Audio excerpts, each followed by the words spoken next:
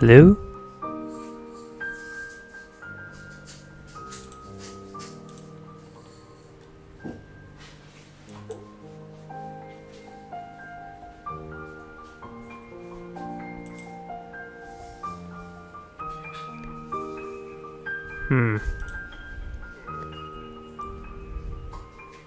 Make a noise? Alright, cool. Yay.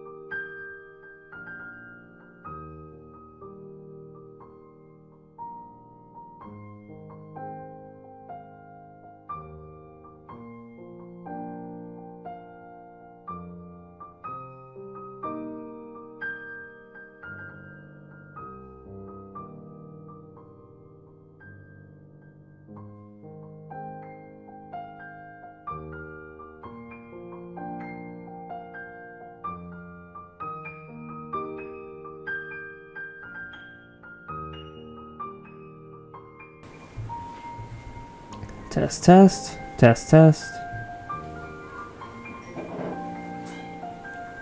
I mean, I don't know why I'm doing that. I've left my mic and game settings the same way they've been for the last 2 weeks, I think, so. Yay.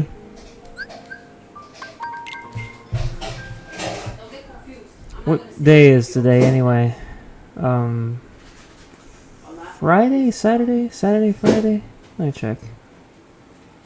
Saturday. When was the last time I streamed? The 11th. Yes. Thank you. Alright, I don't remember. 3 days ago, maybe? But yeah, 3 days ago I ran a really long series of streams and beat the original Kingdom Hearts. It was fun. Oh boy, I'm not looking forward to this one. I don't dislike this. I don't really dislike any of them, except for 358/2. I didn't like that one at all. But the issue with this one is less that I think it's bad and more that I just playing it is a bit of a hassle. Let me check what my playtime was or is. Oh my gosh, I'm looking at that Sora playtime and I'm not. Oh gosh, I'm not happy about that. 36 hours. Granted, it's some of it is post game when I was just running around trying to grind to max level. But that's fine. That's fine. That's fine. So yeah, we're going with Sora, of course. We're being boring, standard. Difficulty is well, blah blah blah. I don't care. It's an easy mode where the enemies are weak. Recommended for inexperienced players or players who are trying to beat 6 Kingdom Hearts games in 1 month. Vibration on. Yes.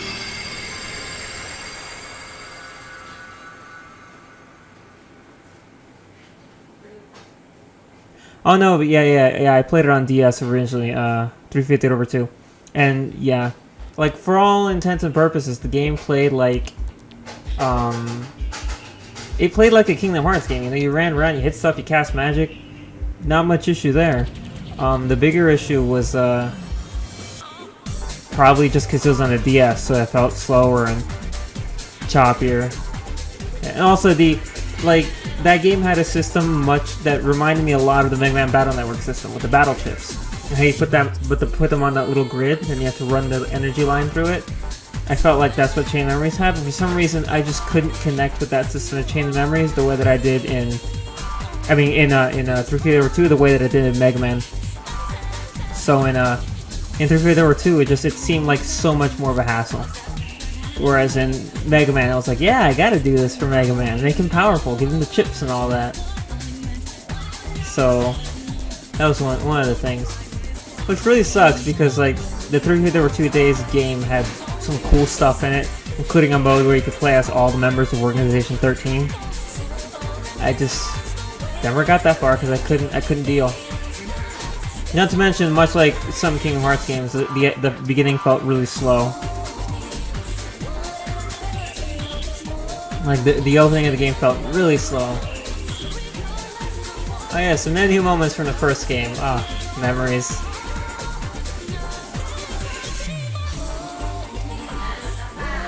It makes me very happy just to see the first game again, even though I just beat it like 3 days ago. It was a really good time.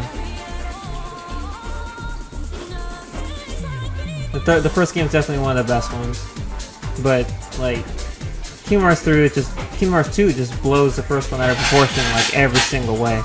I see some people who argue against it in some respects, but I just can't see it. Like everything about Kingdom Hearts 2 to me is just a step above Kingdom Hearts 1 in like every single way. And then Chain of Memories is its own beast. It's in its own category, separate from those two. Simply because it's, I think, the only Kingdom Hearts game among the packs that has a unique playstyle. All the other ones are largely the same, but because Chain keeps the card-based system, it's actually different. Everything else plays the same, but this one... Oh my gosh, this one. My biggest issue... Oh, right. I like how people are like, oh, it's a Kingdom Hearts 2 sequel, blah, blah, blah, blah, blah. I was like, no. Like, what happened? How has everyone missed the fact that Chain of Memories literally picks up right after Kingdom Hearts 1? I don't know. People like to make the Kingdom Hearts games, like, chronology seem a lot more ridiculous than it is. Like, I can kind of get it, but, like, for every person who says you should play the games in, like, chronological order, like from the in-universe storyline, which basically means start with Birth by Sleep, I think that definitely the best way to play the games is the order of release. Along the road ahead lies something you need. I think that's the better way to do it.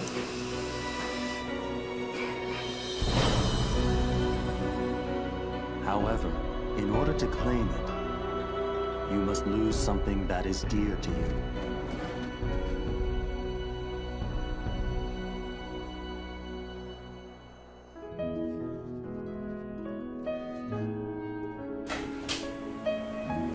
No, yeah, I agree with you. Yeah, Birth by Sleep definitely has to be one of the later ones that you do, if even the last, because, like, a bunch of things that happen in Birth by Sleep just, like, blow your mind. Because it's like, oh my gosh, this was this the whole time? You know, that kind of thing. And if you watch it first, if you play that game first, you're like, oh, that's interesting. And then you play these games, and I guess you can kind of have that moment. But I don't think it's anything in comparison to playing the games in this specific... Because when I beat Birth by Sleep, I was, like, everything that was happening in the ending was like, oh my gosh, this explains everything. And it's just like, it felt great. Your rice and your chicken or the rice cooker? Yay. Because, like, Kingdom Hearts 2 had a moment that actually confused me. And then I beat Birth by Sleep, and I was like, oh, never mind. Not confusing at all. In fact, it's incredibly obvious now. And so every time I go back and play Kingdom Hearts 2 again, it's like, yes, I remember this. Or I know this is coming, or whatever. I still think probably the oddest thing about the Kingdom Hearts game is just that there is no way to change Donald and Goofy's outfits. Purely cosmetic, I don't know why that doesn't exist.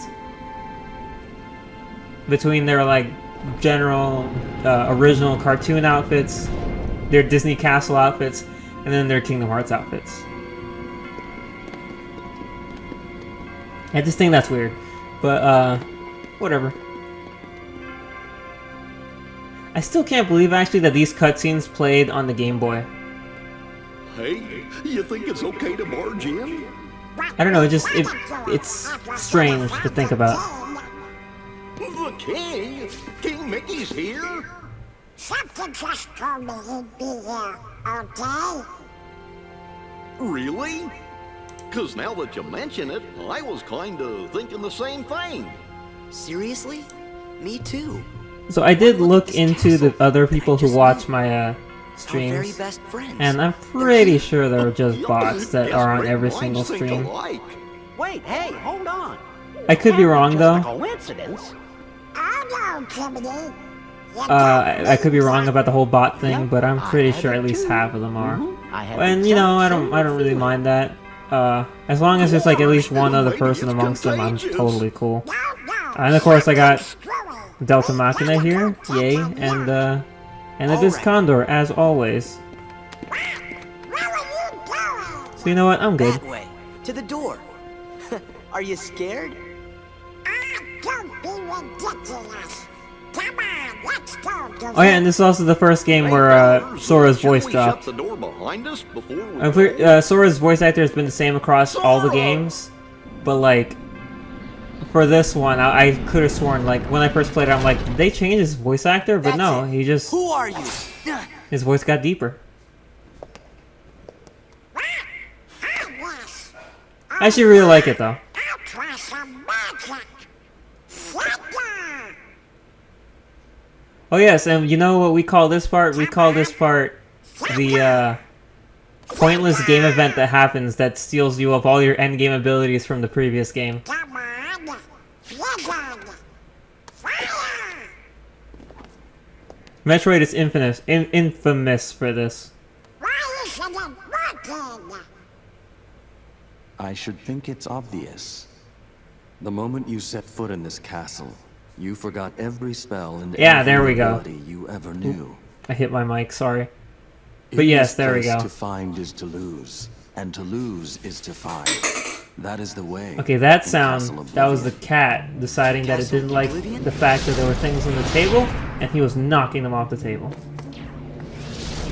Because of course he was. Here you will meet people that you have known in the past.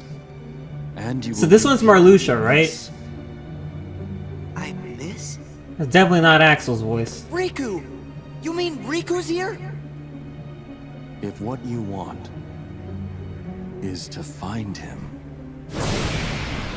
Oh yeah, and the rose petals kind of gave it away. Never mind about the question. I know who this is.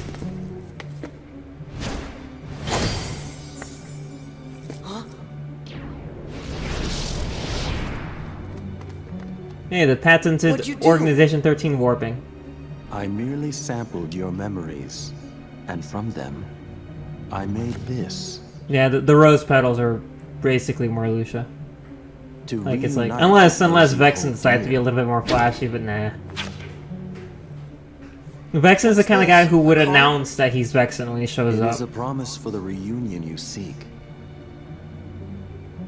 Hold the card to open the door, and beyond it a new world.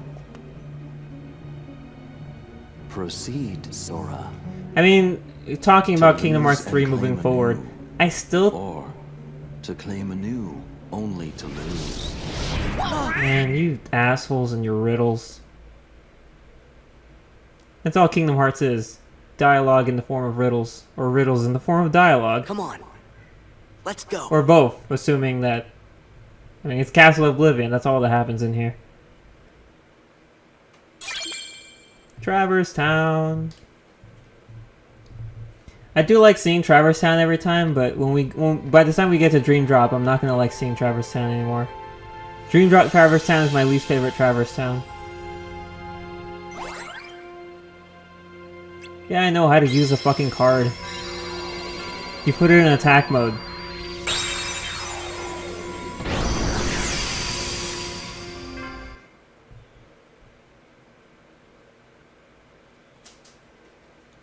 Ah, Pete says he'll be on his way when he finishes food. Cool. I just got food, but I'll eat it later. This can't be right. Of course it can. I'm not gonna read the bubbles. I didn't read the bubbles before. I don't know.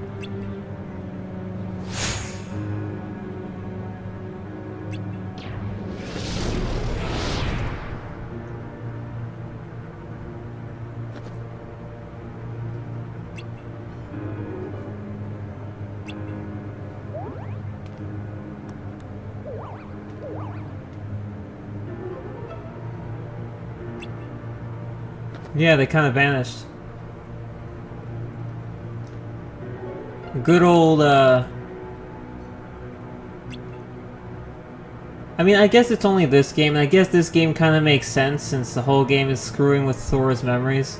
But I swear there are other Kingdom Hearts games where Sora inexplicably forgets things, and people have to remind him of it again. I guess there might be a reason to it, but like, I keep bringing it up, but the biggest one that pisses me off is, let's see. What is it? What's the version of that annoys me the most? About people forgetting things they should... Oh, Atlantica! In Kingdom Hearts 2, no one reacts to the fact that Ursula's still alive. It's like, nobody. Everybody falls for her tricks again because it's like, oh, this is happening for the first time. And I'm like, why did everyone become dumb? That's like the only time I could think of in Kingdom Hearts, at least. Donald!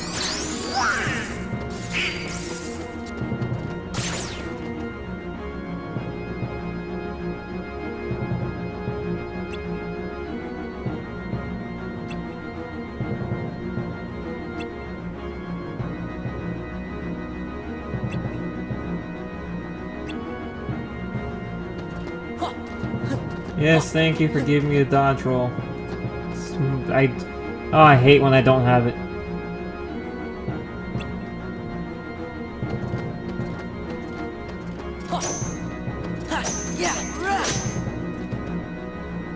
This is the kind of thing where I imagine, like, how does it look to them to fight with these cards?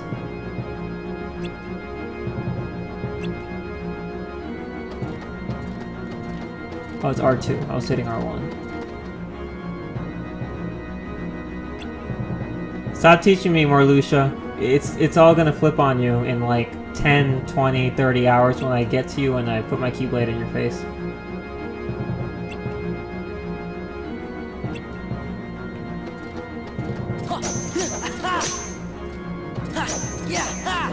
Yeah, the big mistake I did with this game that I hopefully will not do this time around is premium cards. Oh my gosh, premium cards. I feel so dumb about that. Yeah, I don't know why I'm reading this. Like, I don't even think that people who've never seen this game will want to read this. It's not interesting. I mean, it's a tutorial on how to play, but I know how to play. And like, for someone watching, like, why would you need to know how to play? I mean, I guess maybe in order to understand what I'm doing and like follow along, but I think it's pretty easy just to see what happens.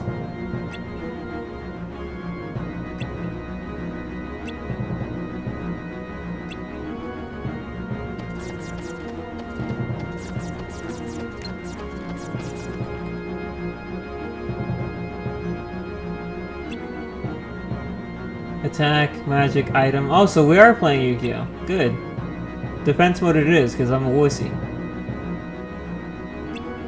Ah yes, enemy cards.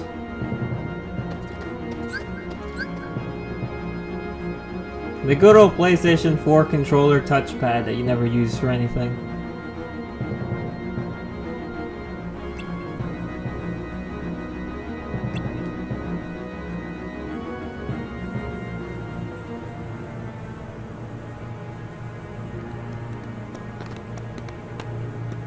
Yeah, yeah.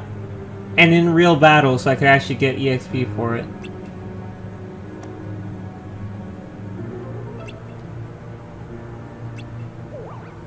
So there's a lot less dialogue in this, spoken dialogue in this Kingdom Hearts game compared to all the others because it was originally on Game Boy.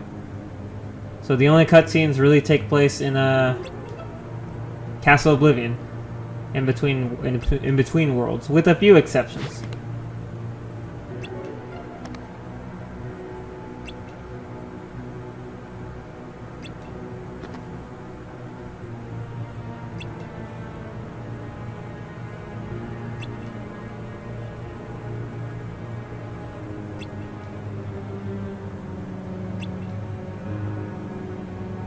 I mean, yeah, kind of true.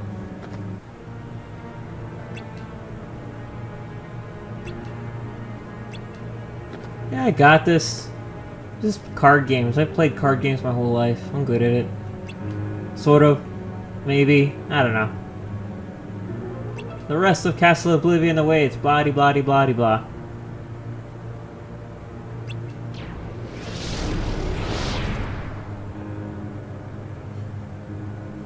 Believe in the heart. Yeah, exactly. That's this entire game in a nutshell.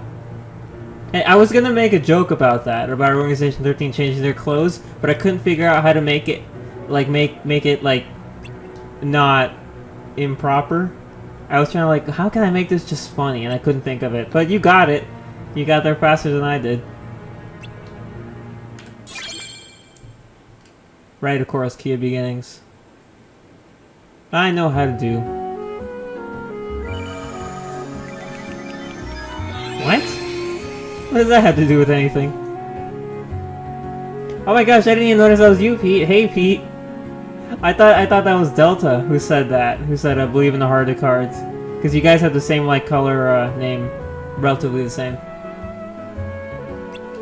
Yeah, I know. Oh my gosh, a barrel. I'm gonna hit that barrel. Oh, wow. That was a very, very, very weak barrel. And thank you for the card. That makes me happy. It's a magic card. Yeah, it's great to see you, Pete.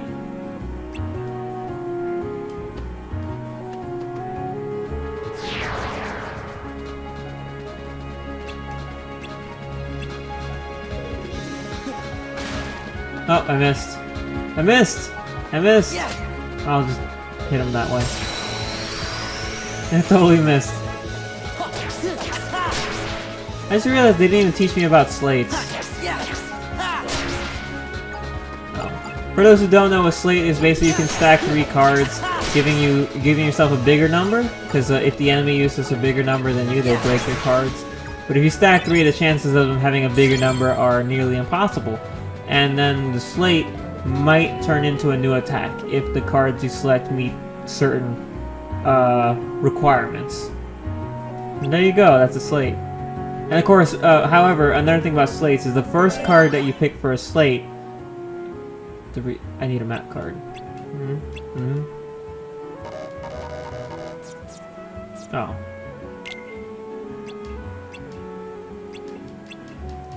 Yeah, the first card you pick in the slate will vanish and be unreloadable.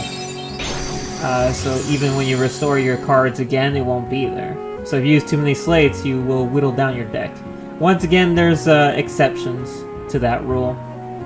Because of course there are. Every rule has... it's like every rule is a rule, and then there's like an asterisk at the end of it. It's like, but... basically, everything ends with a but. Alright, so we're gonna put the Sora file in the first slot, because that's exactly where it belongs. We'll go Sora Riku, Sora Riku. Yeah, there's Sora.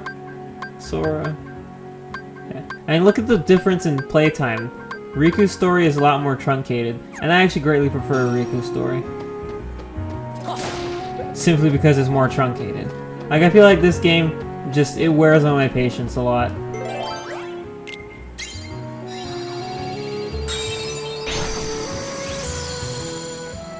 Oh yeah, have you only ever seen... oh, that's right, there is another tutorial. Gosh dang it.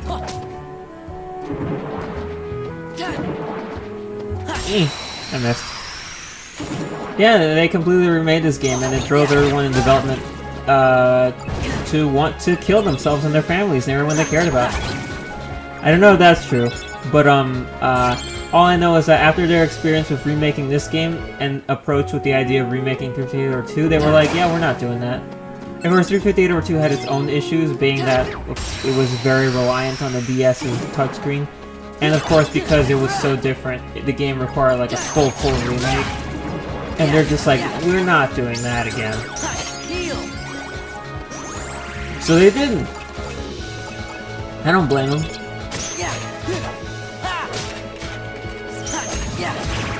Ah, he broke my card. Not cool.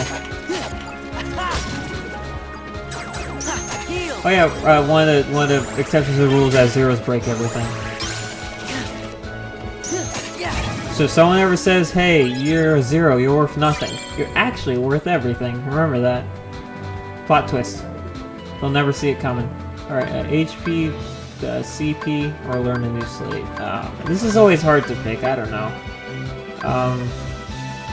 I'll let you guys pick. You just pick one of these. More HP, more cards, or a new move.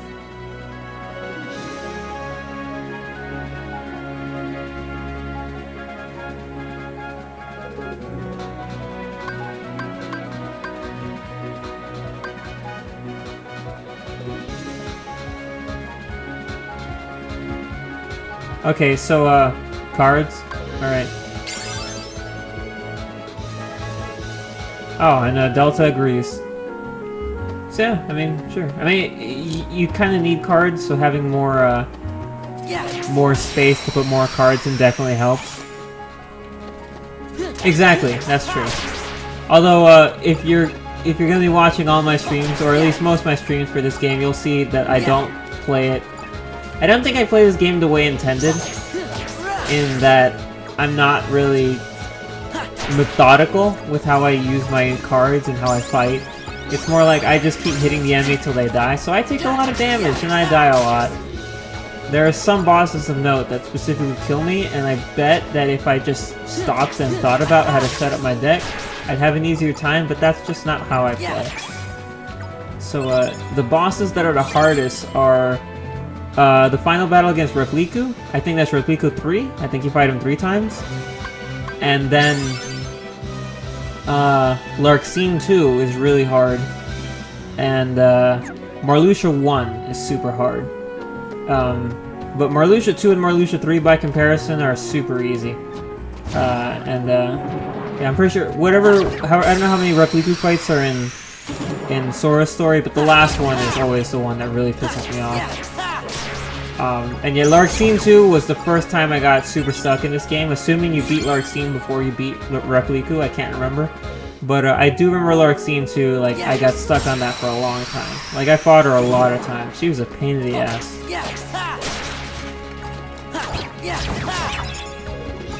Did I have trouble with Vexen? I don't even remember. I don't think I did. Maybe? I think I had a little issue with Vexen and Captain Hook as well. Vexen 2 and Captain Hook. Specifically because, at least for Captain Hook, he has the ability to turn his deck into all zeros, and that's a pain in the ass to fight against. So, yeah, Captain Hook's a bitch. But Vexen, I don't remember if there was anything specifically about him, or at least, once again, Vexen 2 specifically. Because Vexen 1, not a problem at all. The first iterations of all the characters generally aren't an issue. Axel 1 is just... It's like, oh, this is how Organization 13 fights are going to be. It's like a tutorial on Organization 13 fights.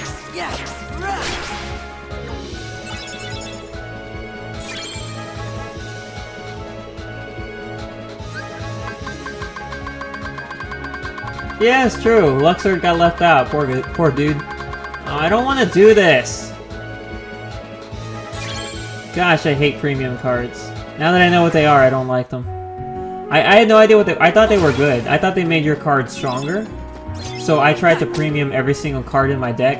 I found out later that premium cards do not do that. What they do is... Oh, is this the spot I need to be in? It is, okay. Yeah, I know.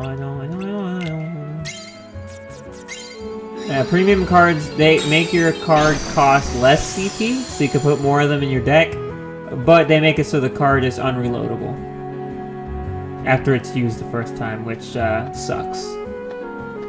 So avoid that like the plague.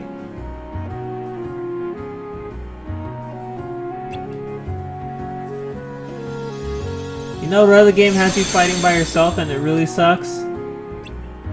Dream Drop.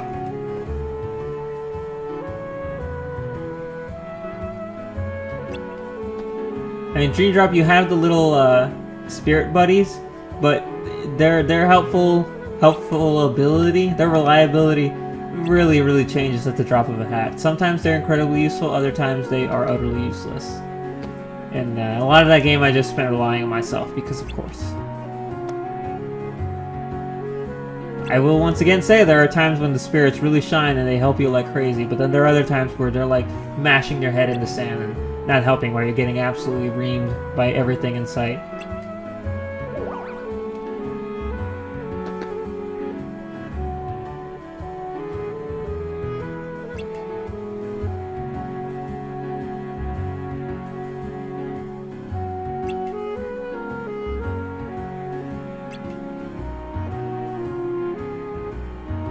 Yeah, remember?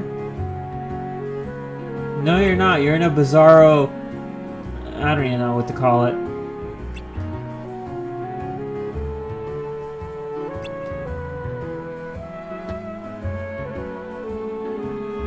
Yeah, just do what Sora says. It doesn't matter. Oh yeah, this game is where the meme comes from. I love that meme.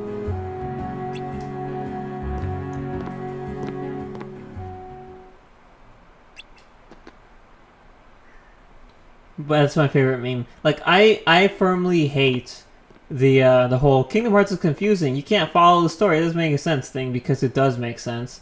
But I can't get enough of the meme of Kingdom Hearts in a nutshell.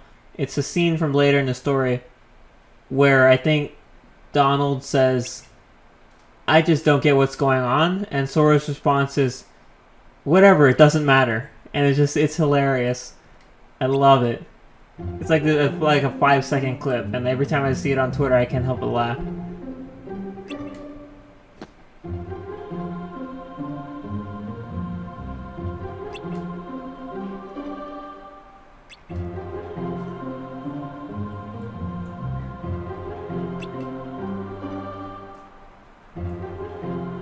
Yeah, the cutscenes. Well, I mean, I don't know. Yeah, the cutscenes, the story moments in the worlds are really completely pointless and kind of they drag, because a lot of them are either, hey, let's try to get these people to remember us, or let's act like we never met before because the characters lose their memory so they never met before. But in the end, the story cutscenes within the worlds eventually become truncated versions of the Kingdom Hearts 1 events. And it's like, but I just played Kingdom Hearts 1. I don't need to learn that again. It's like, oh, Jafar is doing his thing again, and we need to beat him in his genie form again. But we have to act like it's the first time because we forgot that we did this before. You know, and it goes on like that. I'm like, oh gosh. This one is slightly different since it's just the beginning, and the good guys still have their memories intact in some ways. But later on, once they start forgetting everything.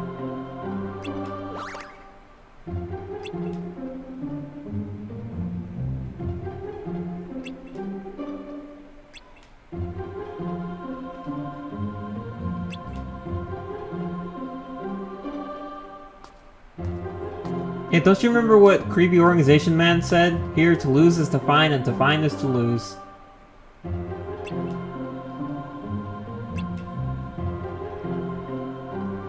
Heck yeah, it is.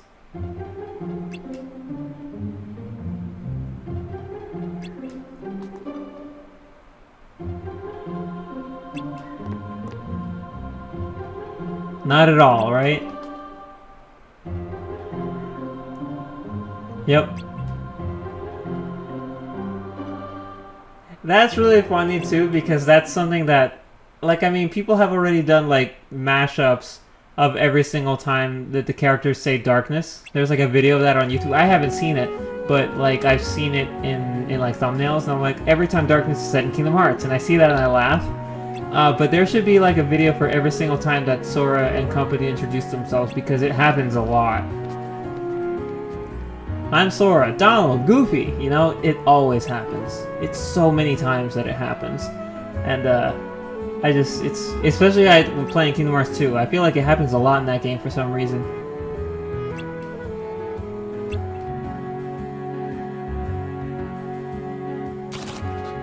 Gosh, I spent a lot longer on this this cutscene than I thought I would. They range from 0 to 9. I know this. I know this. I know this.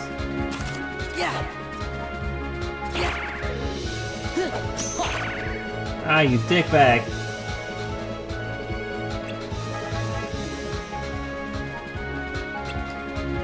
Although I will say one thing interesting about Dream Drop that I can never help going back to is the fact that there's like no Final Fantasy characters in it. Like they just vanished for that game. I mean, I guess it makes sense considering that the game takes place in a dream world, maybe, but not really. But kind of, sort of. I'm confused and I can't wait to play the game again because I don't understand it. But yeah, there's no one there. It's all Disney.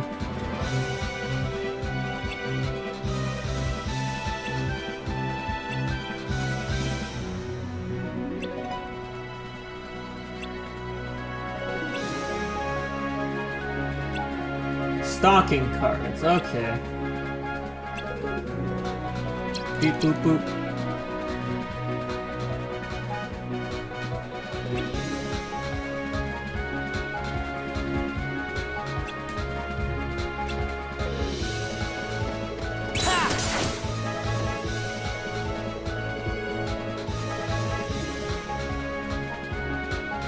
That's what I just did, yo.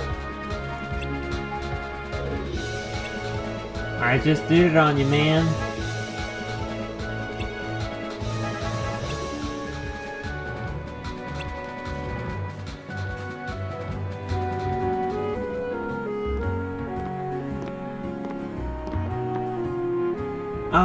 I'm pretty sure there weren't. I'm trying to think.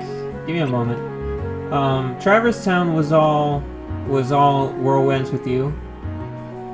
I really did not like that Traverse Town. Hunchback of Notre Dame, Tron Evolution, Tron Legacy, sorry. Or was it Evolution? Whatever. Tron. Pinocchio's World. What else was there in Dream Drop? The Fantasia World, which was my favorite. I said Hunchback, right?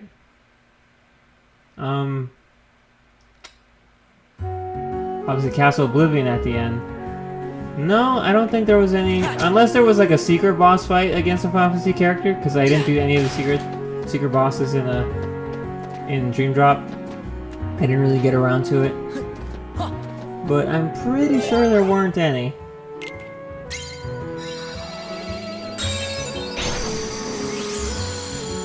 Well, see, that's my issue with Traverse Town. I don't know anything about The World Ends With You. So, when I did Traverse Town and Dream Drop, the game, it tries to explain how Dream Drop works from a lore standpoint as well as a gameplay standpoint, right? So they're basically telling you, here's how this game's gonna go, this is like the sleeping worlds, and this is the story and everything. It's really confusing. That's the one time I'll ever say that, yeah, Kingdom Hearts was a little hard to follow. And then they pair that up with The World Ends With You, which I know jack shit about. And then they're explaining the concept of how The World Ends With You works, with the game and the timers and whatever's going on. And so, focusing on this really confusing Kingdom Hearts premise, and then combining it with a really confusing and hard to follow World Ends With You premise, creates a Traverse Town where I just had absolutely no idea what the fuck was going on. Because I was still trying to understand how Kingdom Hearts worked, and then they were like, and here's The World Ends With You also, by the way, which you didn't play, but we're gonna act like you did and not even really stop to explain anything, except kind of in very short bursts.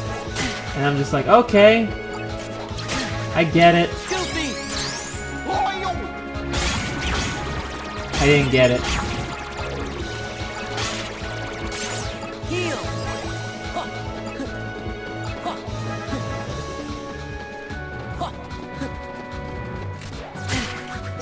Yeah, I did get spoiled on something for the Dream Drop secret stuff, but, like, it wasn't really that big of a deal. Like, I read about it and I'm like, oh, I didn't know that was a thing. And then immediately I was like, I wouldn't have recognized him anyway, because apparently there was a secret boss in Dream Drop that is a Disney character. And, like, it's... If I had fought the boss before I knew who he was, I would not know who he was. I'd be like, I don't know what I'm doing. But now that I know who he is, I'm actually more excited. So that's like one time where I'm totally fine with a spoiler. I don't really care. But I don't know what other secret stuff there is in Dream Drop, if anything. I don't remember. I'd like to know though. I wouldn't mind. I don't mind if you look it up and tell me.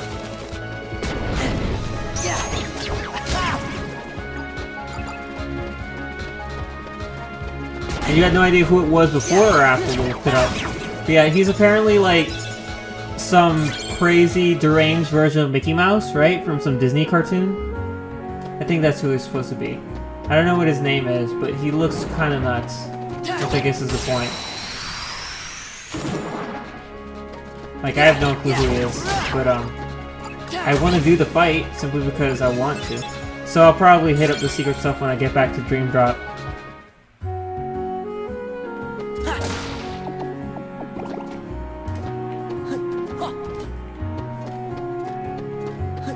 Wait, how do I look at the map again? Is that where I have to go next? I think so.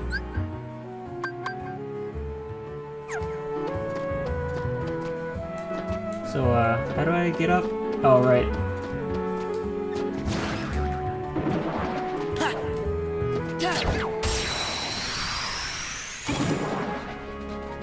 A Frankenstein Pete? Really? I could have sworn it was a deranged Mickey.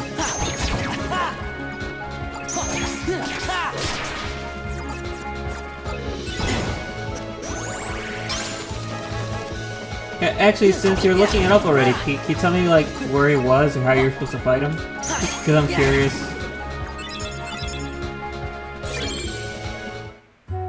Because I legitimately have no idea where he'd be hiding. It's like all the secret bosses in Then again, I mean, I probably would have come across him maybe if I just kept playing the game, but after I finished it, I just wanted to move on and play 0.2. I was like, I'll worry about bonus stuff in Dream Drop later.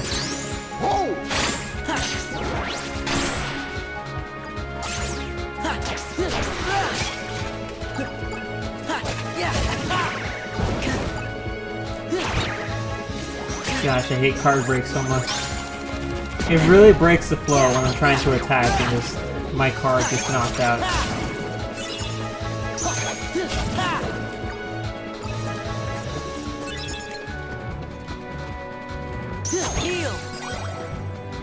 That's one of my main issues with Riku's story. In that game, you actually can't change your card deck. So Wonderland is like the hardest area in the entire game. Because you have like a deck that's nothing but... What was it again? You have like 10 cards and that's it. They all kind of suck.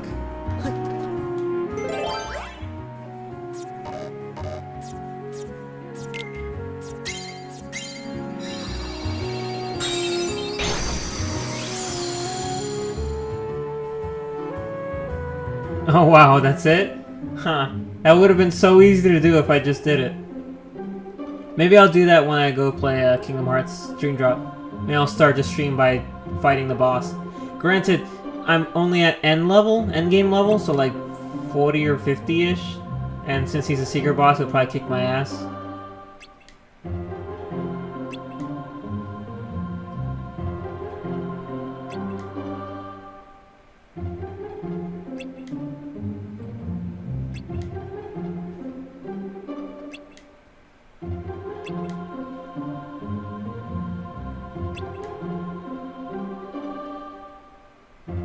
He did say that, remember? Remember? They bring that line up again in Kingdom Hearts 2. Sora does a Leon impression that's utterly terrible, and Yuffie calls him out on it. I do like that in the future. I mean, I don't know if I would... maybe like's too strong of a word. But I don't dislike it. I just think it's interesting, funny, and cool, and I like that moving forward, the Final Fantasy cast adapts a more Advent Children look. You know? Yuffie, Tifa, and Cloud all have that look about them in the future Kingdom Hearts games.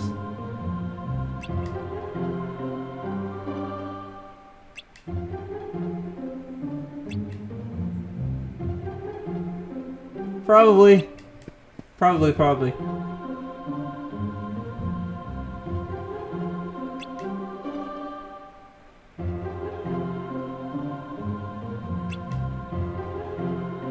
Maybe not.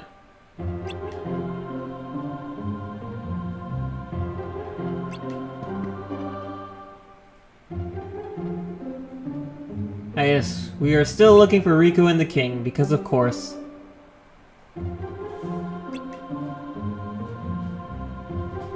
Stop trying to explain to the figments of your imagination what the world means.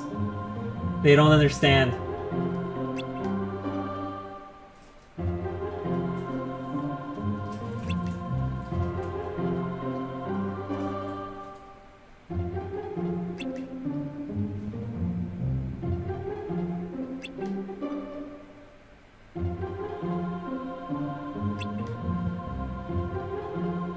Yeah, Sora used to be much better at fighting the Heartless, then you forgot everything because of the magic bag of spilling. That is video games. Oh, this is really weird. So Delta's name still comes up in green because I have the stream open on my phone as well, just to keep monitoring it there. And it also has a timer to tell me how long I've been streaming, which is the most useful thing in the world. And Delta's name is still in green, but Pete, your name on my phone is orange, but your name on the computer is green as well. So like, did you change it to orange? Because maybe the phone applies it instantly, the app, but the actual website is like, he's still green. I don't know. I don't know how anything works anymore. Technology doesn't make any sense.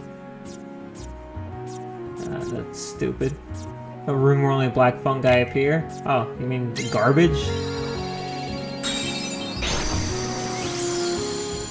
Ah, probably just a random setting. Alright. It was just really funny and confusing. Because, like, I swore I was just talking to Delta, and then I'm like, oh wait, no, Pete said that thing. Ah, my eyes! It's really dark in this room where I'm playing, and the screen just went white, and it killed me. My retinas have been burned.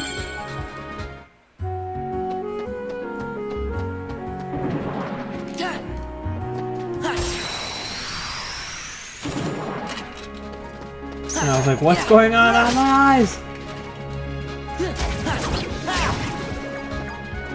I had a good day at work today, by the way, y'all. I'm still really happy to be working. I like having a job.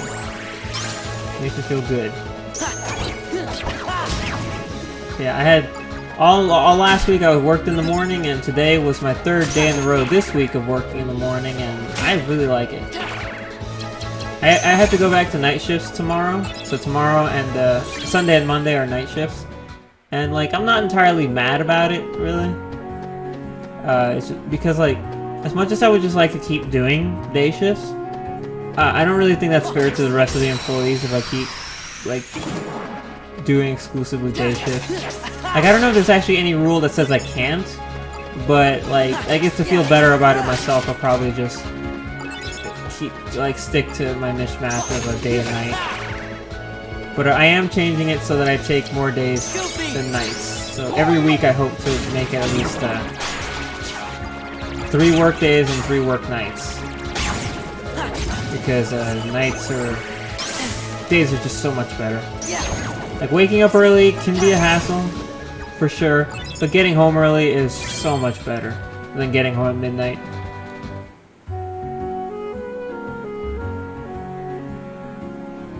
Oh yeah, to change your name color, it's like Delta's saying.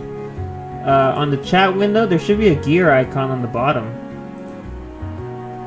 Right? Or is this just for me? Edit appearance. How do I? Yeah, I see edit appearance and then name color.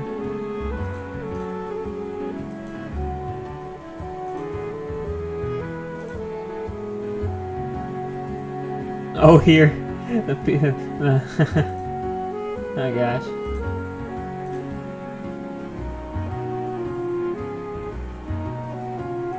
Alright.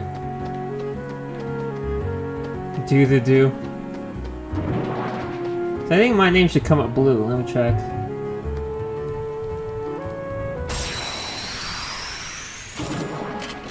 Yeah, my name's blue.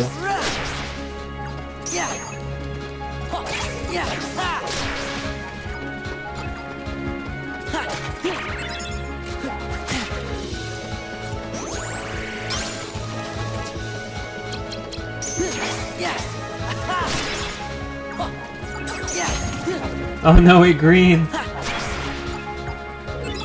Wait, what? My name's Green?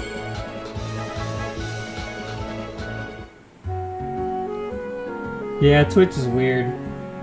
Give me a second. Well, actually, I mean, you don't have to give me a second. I can do whatever.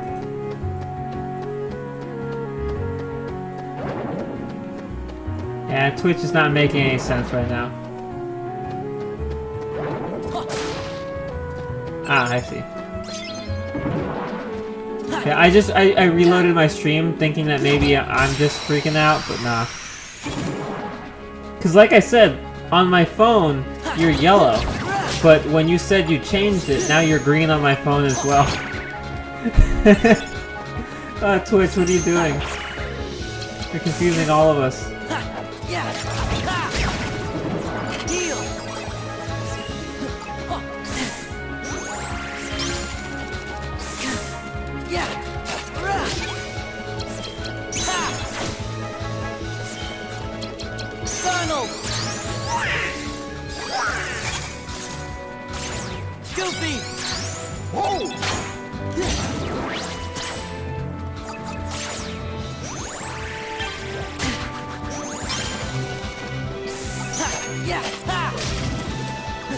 I really wonder how different this game was on Game Boy, because on Game Boy it was sprite-based.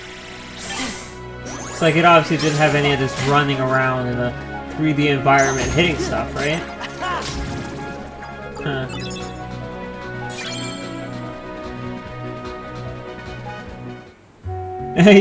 Yeah, you're steamy red. Oh yeah, you are indeed. You have gone full red. Full lava. Seems you're gonna burn all my Minecraft creations down because I built everything out of wood. Thanks a lot, Pete.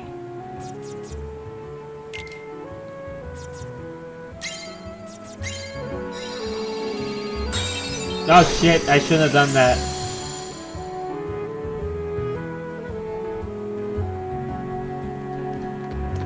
I screwed up.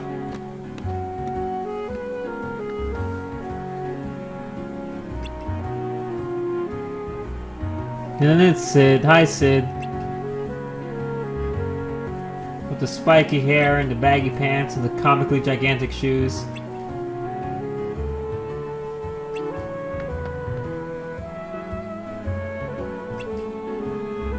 You're not that awesome, Sid. You don't have an airship.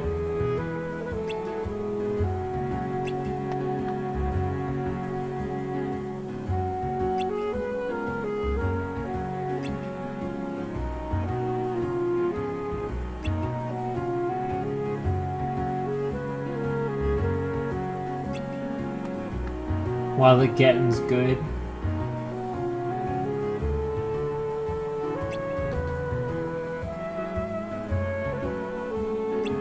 What are you, 12? Yeah, I just remember this is the boss. I wanted to change my deck. Or add some stuff to it. And then I didn't. Now I'm flubbernucked. And who's the first boss gonna be? Oh, what a surprise! It's guard armor! Who saw this coming?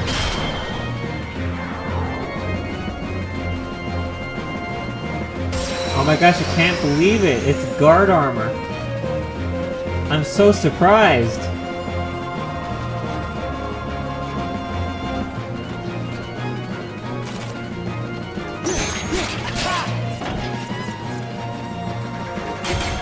Ay, son of a bitch. Dickwad.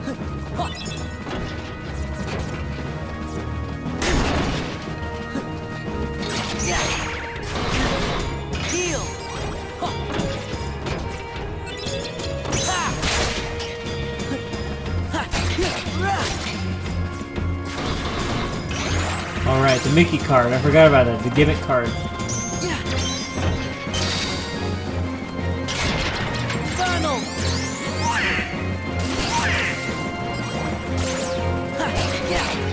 It's so helpful.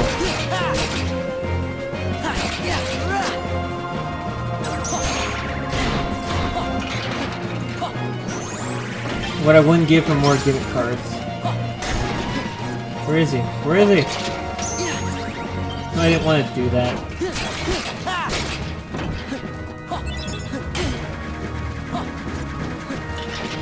Don't ask chat. Oh, I didn't know you could do that to guard armor. Slam dunk him. Run, run, run! Yeah, he's really cool actually. I like him. Get on the floor. Do the dinosaur. Alright, now we just got the head left. Ah.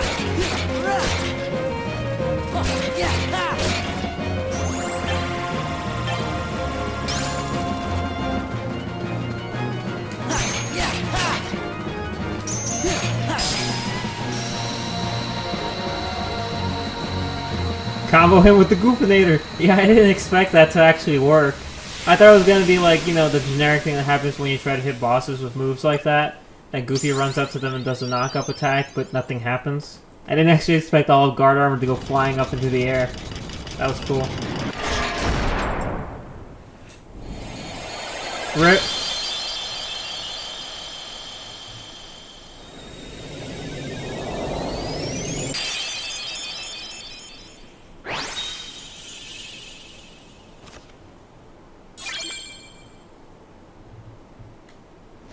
Yes, you could say that. You could definitely say that quite a few times. Let's see. Yeah, we'll do CP again. Why not?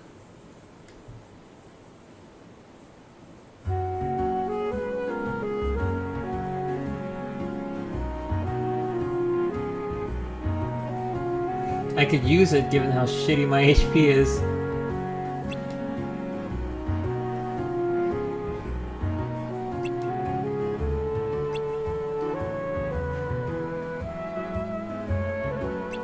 You'd be surprised.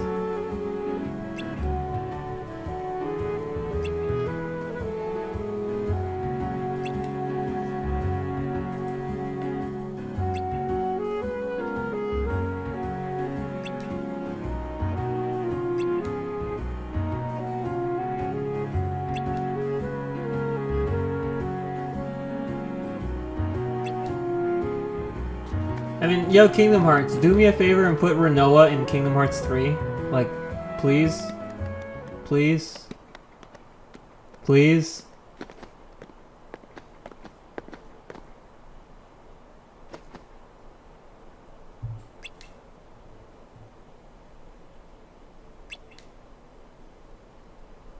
Kind of.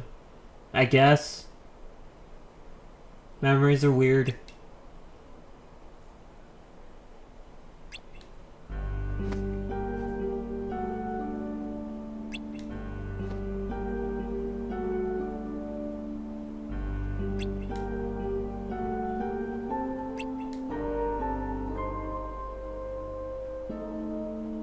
A heck of a lot of illusions, yo.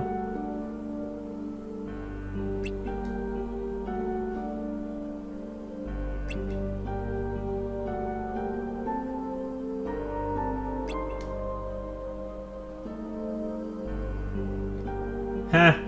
I get it. Depressing. Yeah, a lot of good Aerith's words do, given what happens later in the story, where Sora goes full dickhole.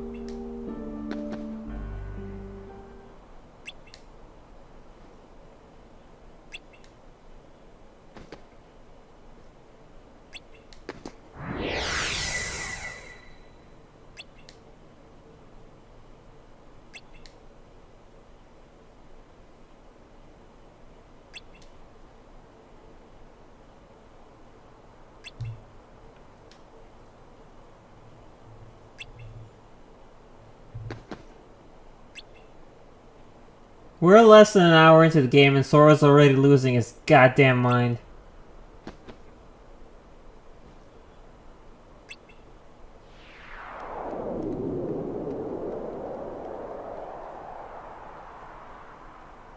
You know, for all we know, that's exactly what it was based off of. But yes, Castle of Oblivion is a nonsensical castle that doesn't make any sense. The Organization 13 members pointed out later in Kingdom Hearts 2, I think, if not in this game, that Castle of Oblivion is like infinite. Like from what it looks like on the outside, the inside is it's incomprehensibly bigger. And Organization 13 is spending a lot of their time looking through all the rooms in Castle Oblivion, looking for a specific room, and they just cannot find it because every single door they open is like there's a chance that they open the door and it's a room, they leave, they come back, and the door leads somewhere else because this place just doesn't make sense.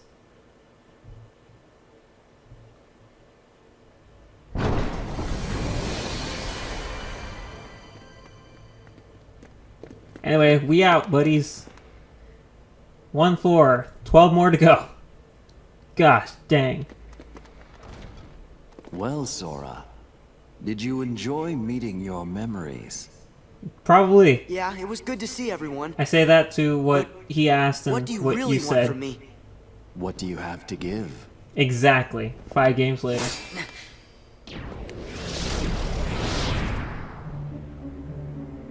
Hello. Oh, this motherfucker.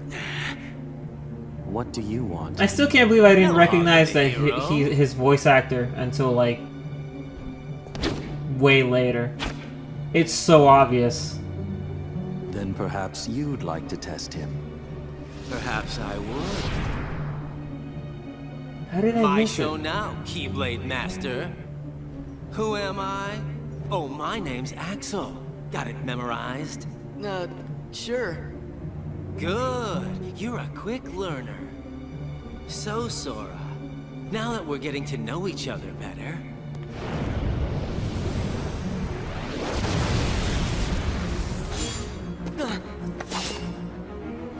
don't you go off and die on me now. Okay, here we go. Oh! The boss fight music! I love it, the 13th struggle, it's so good.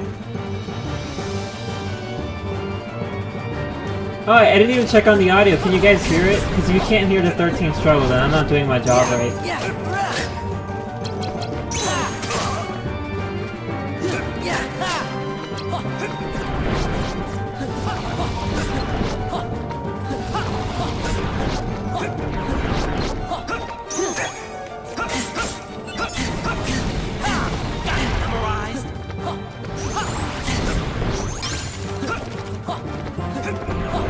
Axel's like your introduction to how Organization 13 boss fights work. And he's a good introduction. He's not too absurdly hard. No, they're saving that for later. Haha. That's what a zero's for.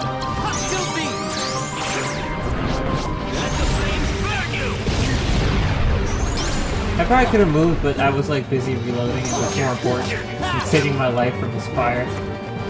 And also, Organization 13 does present one of the issues with Donald, and that Donald randomly casts magic, so there's a chance if you use him on Axel, he'll cast a fire spell and heal Axel. And you don't want that. Nobody wants that. So let's not use Donald, because I don't trust him. Burn, baby! Oh, got him at the very end of my attack.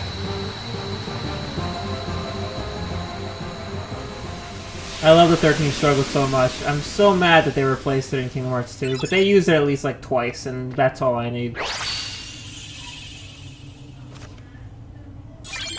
Fire!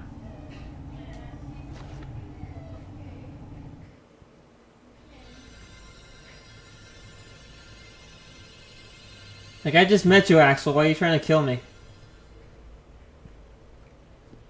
Trick Another question. one? What's it do?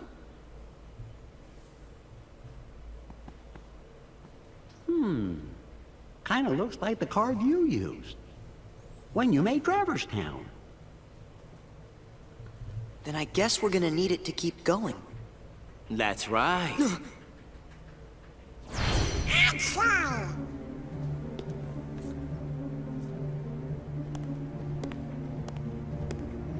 Did Hey, you just because really we beat think you in a after fight that doesn't mean it's introduction over. I would give up oh so easily. You were testing us. And you passed. Congratulations, Sora. You're ready now. Ready to take on Castle Oblivion. You will need to follow your memories. Trust what you remember and seek what you forget.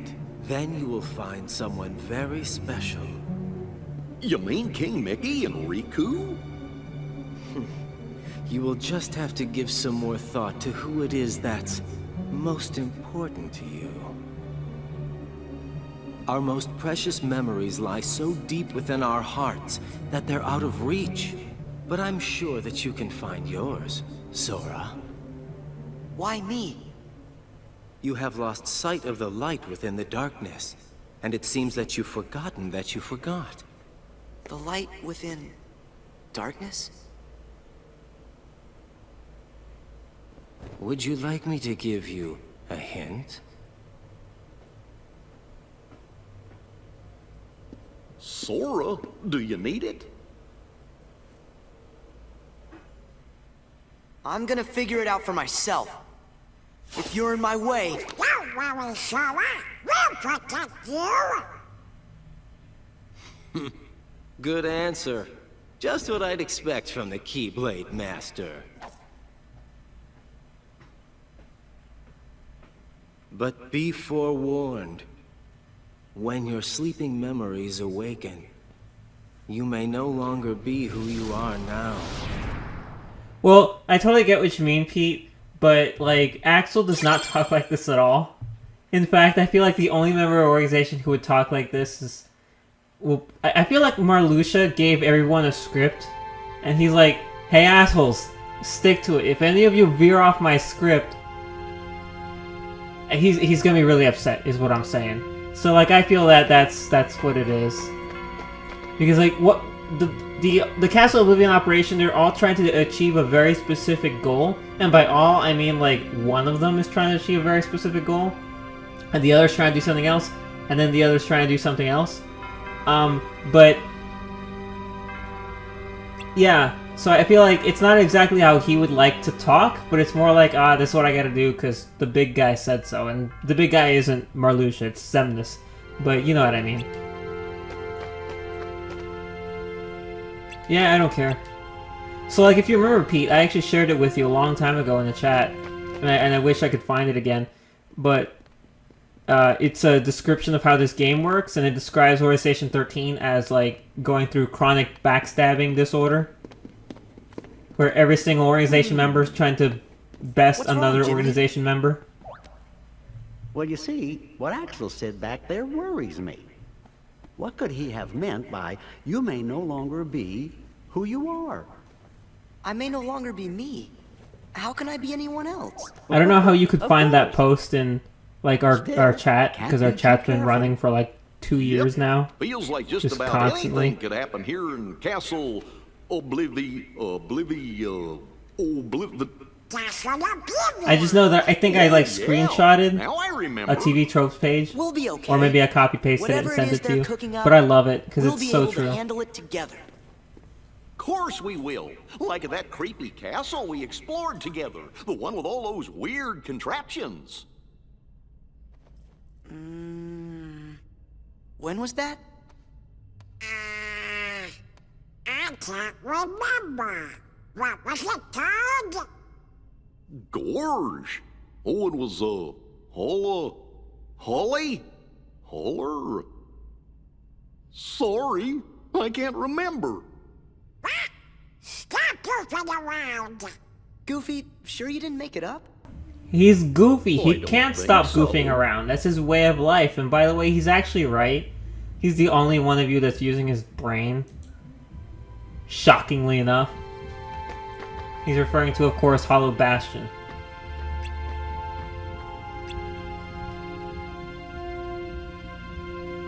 Yes, that's exactly it. That is exactly it.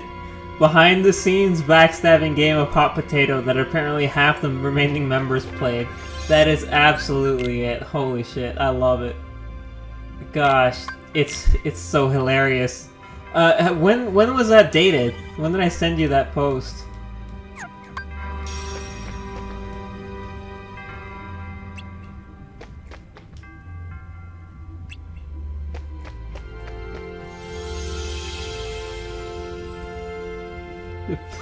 Chronic backstabbing game of hot potato. Ah, February, huh? Jeez. It's been a while. I was unemployed back in February. So, where do we go? Hey, guys, where do we want to go? Wonderland, Monstro, Halloween Town, Agrabah, or Olympus Coliseum? I'm totally open to any of these. It doesn't get much harder until later. I think these worlds are all relatively fine. Monstro. If anything, my only issue with them is simply because there's movies I don't like. Specifically, Wonderland and Monstro. But that's totally cool with me. If we go into it now, that means we don't have to do it later.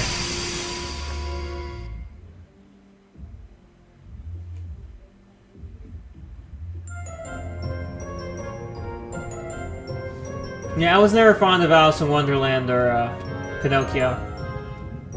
But like Hercules, what are the other ones we got? Aladdin and The Nightmare Before Christmas? That's my jam. Those three are my jam.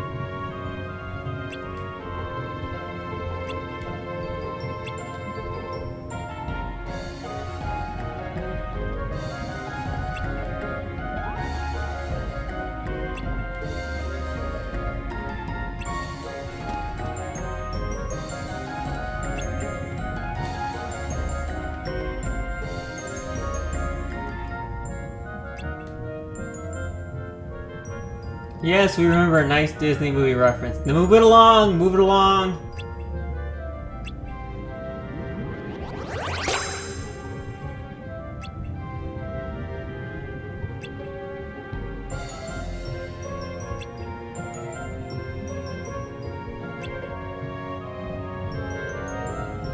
Goofy's completely right about that.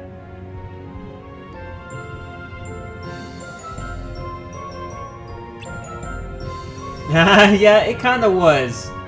I mean, he's a living, walking puppet. Like, I'm sure, like, the cartoons make him look all cute, but like in real life, if he was legitimately a wooden puppet, it would probably be one of the scariest, most unsettling things in the world. And the more they tried to make him look cute, the more into the uncanny valley they'd veer, so... Eesh. Was there a live-action Pinocchio? I feel like if there was, that was a mistake.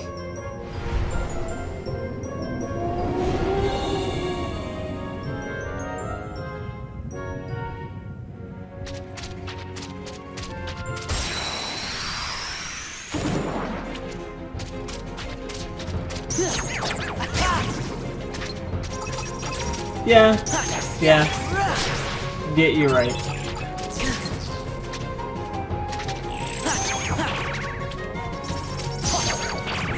I should probably edit my deck because I really don't like it.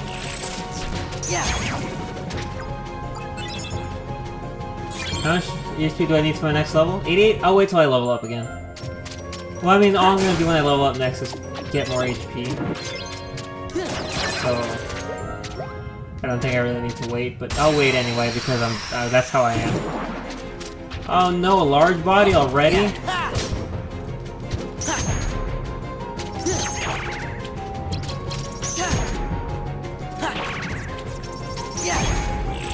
Oh my gosh, I hate large bodies so much. Doesn't matter what Kingdom Hearts game they're in, I hate them all.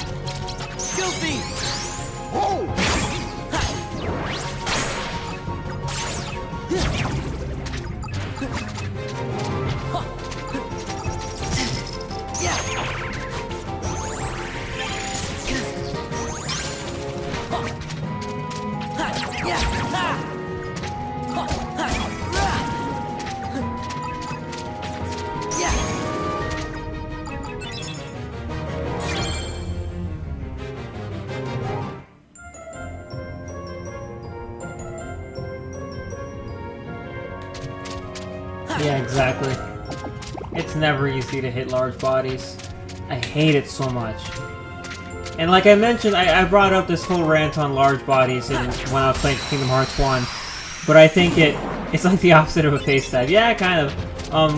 But I think it warrants repeating.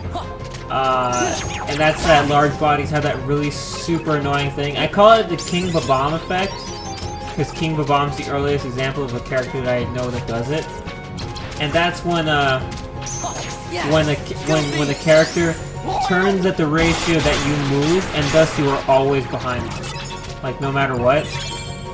And so with or in front of them, depending. Most likely in front of them. Yes, but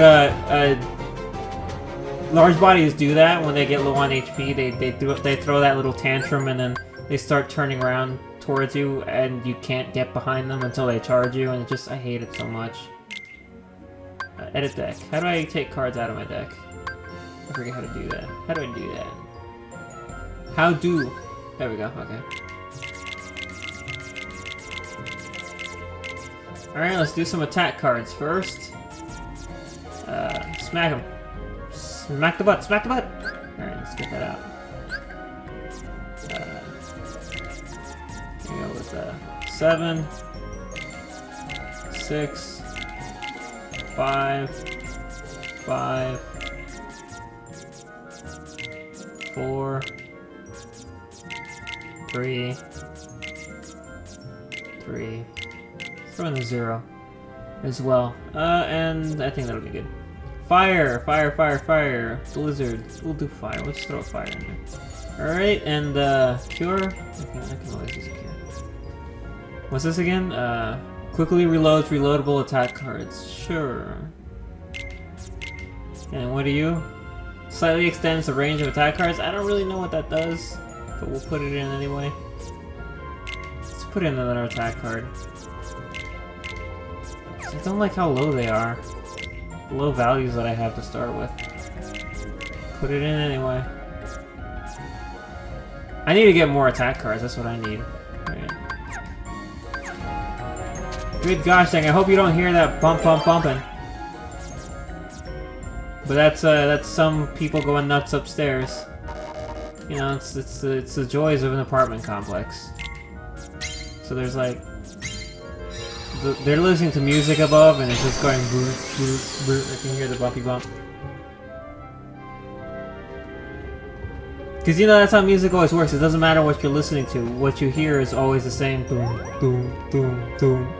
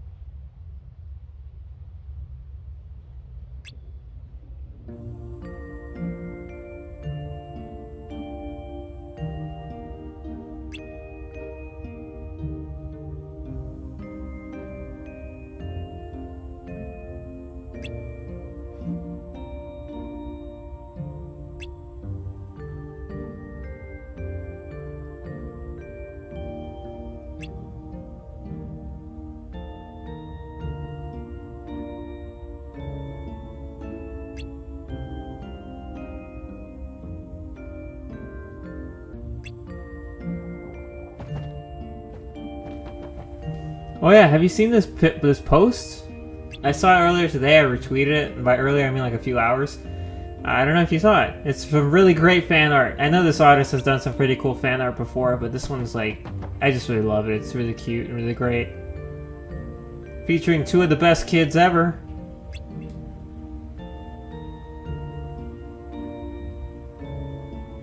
Yeah, I thought you'd like it, Pete. Yeah, this person's actually drawn Rex and Pyro wearing, I think, formal attire before, but it just, I guess, it looks so nice. I think this is their best one yet.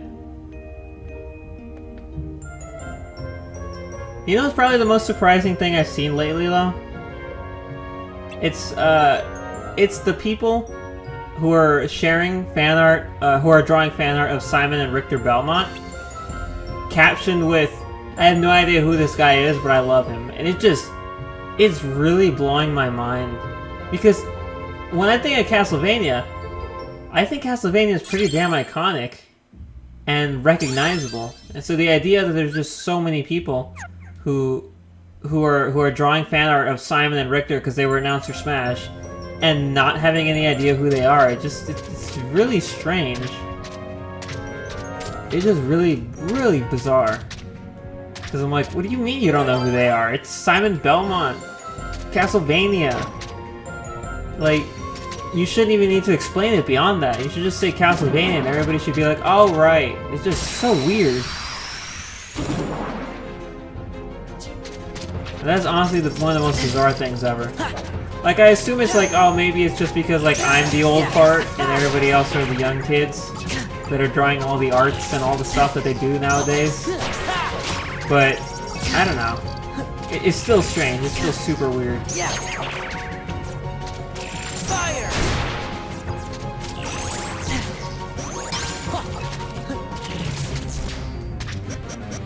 Oh, whoops.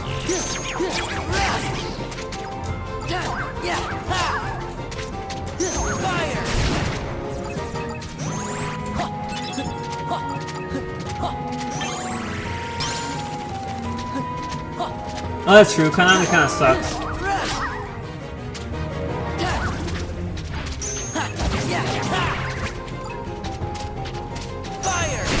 I mean, yeah, they gave Sakurai the permission to use Snake and Simon and Richter and Castlevania and music and all that. But I still find it bizarre. But they've still done a lot of stupid things lately, or ongoing anyway. Like just look up anything about Hideo Kojima and Konami, and you'll see that they've laid waste to like everything that they've ever had before. So there's that.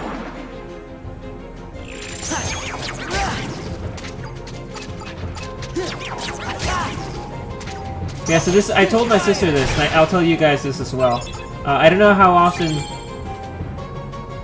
Oh yeah, I heard about... That's a new Bomberman game that just came out, right? Like, well, not just, but the most recent release. Because it's like on Switch and all that, right? I think it was a Switch launch title or something. But a Super Bomberman R. But I heard good things about that. I think people really like it. Oh yeah, totally. Like, did you not know? You have to destroy everything that has ever made you any sort of popularity in the past and just turn it on to pachinko machines. That's the future. That's how you will earn all your mons. Heal.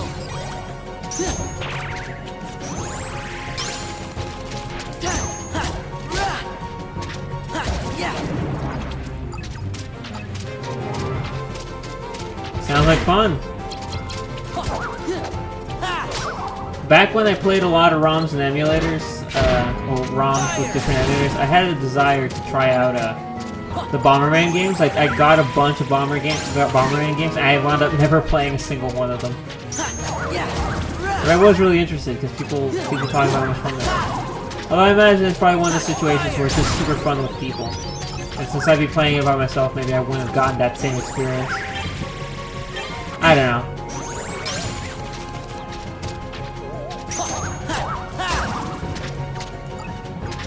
Are they actually doing a Mega Man Pachinko? Yeah. Really? Well, that's Capcom, not Konami. But at the same time, Capcom really hasn't been treating Mega Man that well either, so, you know. I mean, yeah, the Mega Man 11's coming out, but even before that.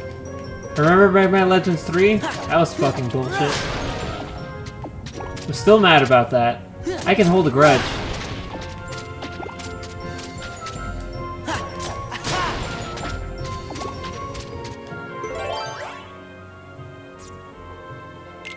Yeah, I told my sister about this. That if you're gonna be watching a lot of my Chain of Memory streams, if you are, I highly recommend pumping on some music or something.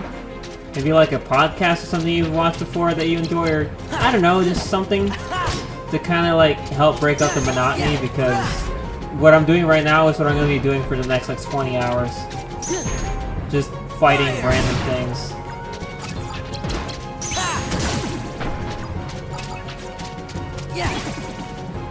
So you know, just, you know, fair warning. I mean, heck, that's what I would do. Like, I would gladly put on some music and just, listen to that while I'm doing this.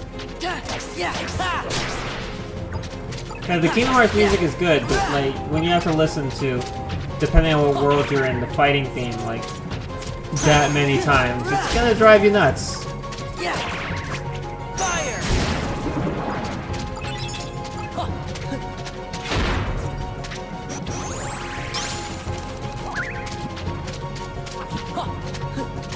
Yes, exactly. Like things like that, like assorted little activities or things, very much will help you. I mean, I guess that's the beauty of it. That's the same as whenever I watch live streams or stuff, or come to play games. I always do it while doing something else. Like, if the game really catches my attention, or what's happened really catches my attention, I can just pause my game and pay attention. Otherwise, I'm better off just doing whatever.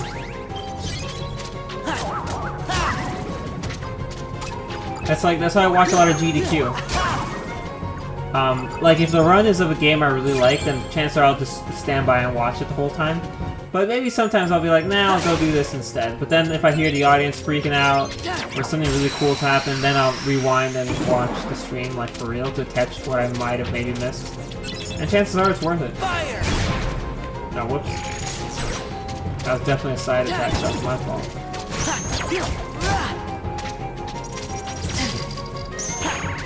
GDQ is always fun to watch. Guilty! Loyal!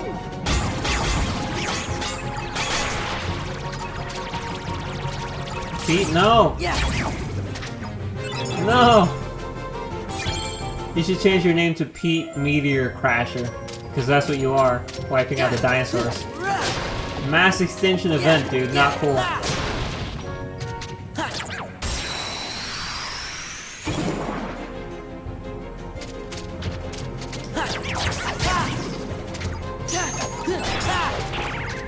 And you know, mass extinction events, like that just in and of itself is such a cool, cool phrase.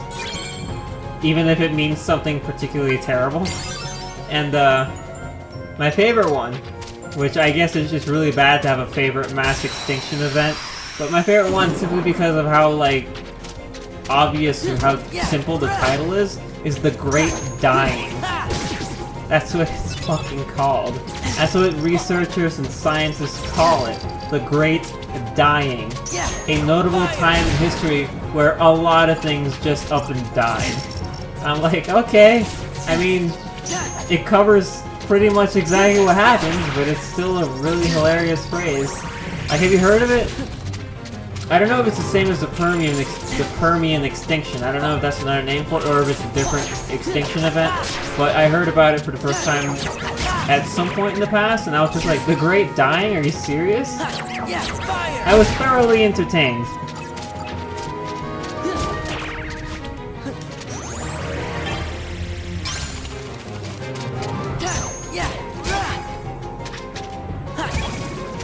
I kind of want to know what happened. Like, it's the same with the Permian extinction. I want to know what caused it. But because it's about an event that happened so long ago, there really is no 100% way to know what caused it. Like, scientists can hypothesize for the longest time, but maybe they'll never really know. Because, I mean, no one was around back then. You know? So it's like, I don't know what happened back then.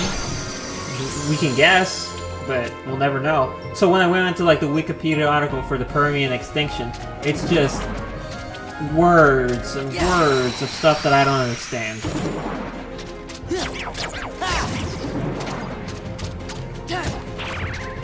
Like my favorite thing about the Permian extinction is, which once again it's really bad to say my favorite thing about this horrible event, is it's just that it's part of the history of the entire world, I guess, video, which is always fun to watch. where at that point in the video, like the entire world just lights on fire, and the guy's like, and everything's dead, and that's it. I just really like that part. Fire! There! Yeah! Yeah!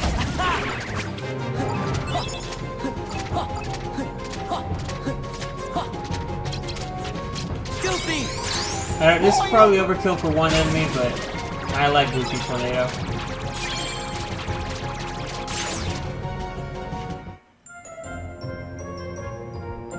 The sun is a deadly laser. Yes, it is. Yeah!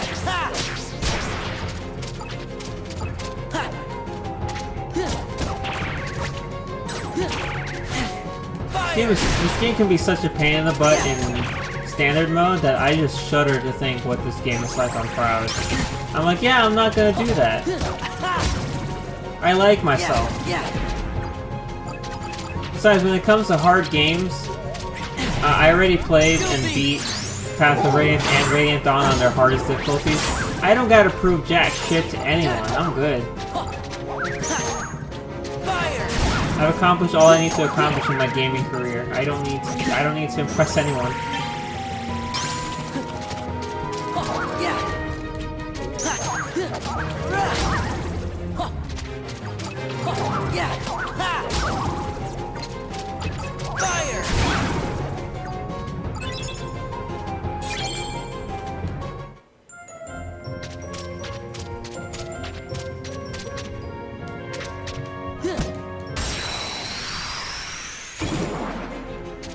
So how's all your days been? What you all guys been up to? Having fun? Just doing nothing? Just how you doing?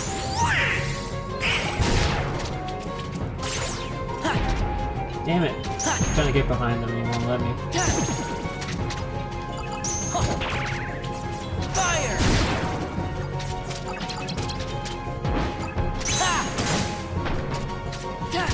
Heal!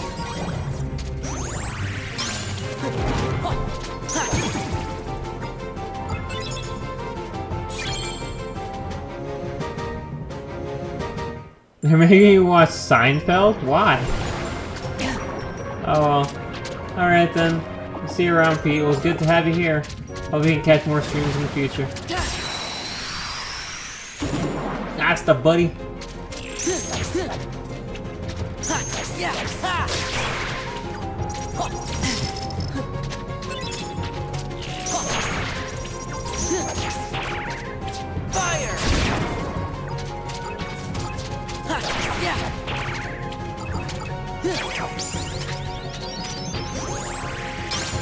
That'd be cool, dude, but you know, don't stress it if you can't. I don't mind.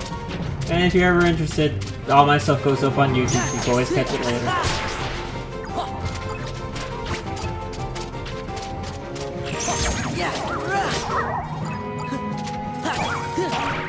I get so spoiled by YouTube because of its 2x speed thing. There are times when I wish I could do that all the time.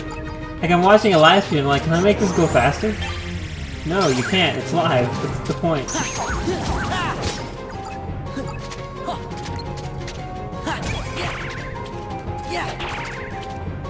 Ah, you're putting the pot on for dinner, Delta? What you having? Jeez, just broke all my cards. What a jerk that guy was.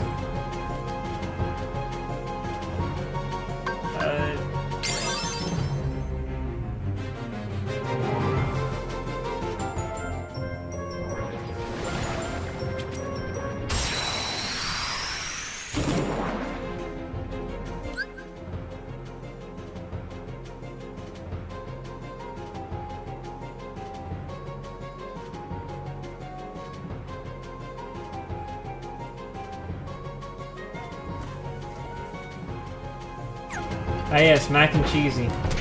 That's good. Mac and cheese is always good. Because now I could think about it as the frickin' that one bit from the Game Grumps when they talked about macaroni and cheese for a long time. And by they I mean Aaron talked about it for like ever. And he just went off. Good times. Yeah, it's good. It's like some days when my sister does, we just have leftover stuff. We just throw it in a pot and we have like some really easy fried rice. She's like, oh, we got rice left over. Let's just throw some eggs in there, and there we go. Fried rice. New meal for a new day. Everybody eat. Yeah, I got some rice and chicken waiting for me. It was just made right like as I started streaming, and I'm like, I'll eat it after I finish. Yeah, fire! Yeah, ha!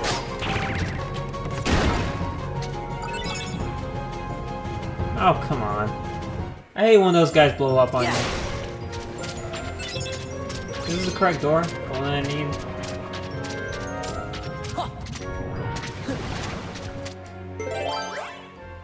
Good gosh, it is. Let's see what I can find.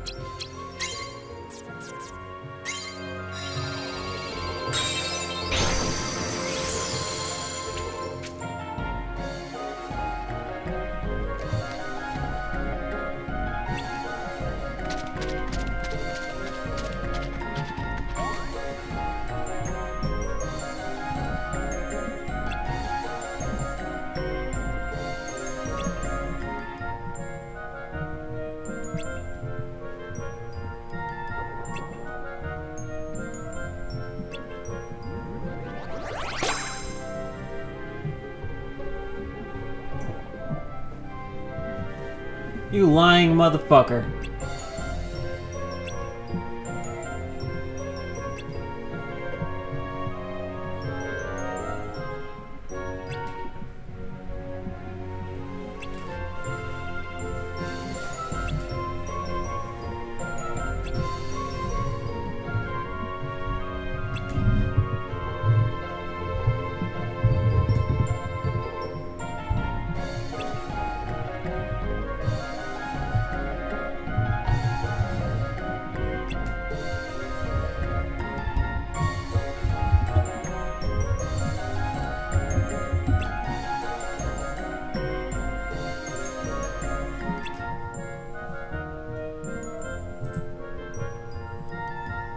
I mean, obviously, all Pinocchio cares about is his dad.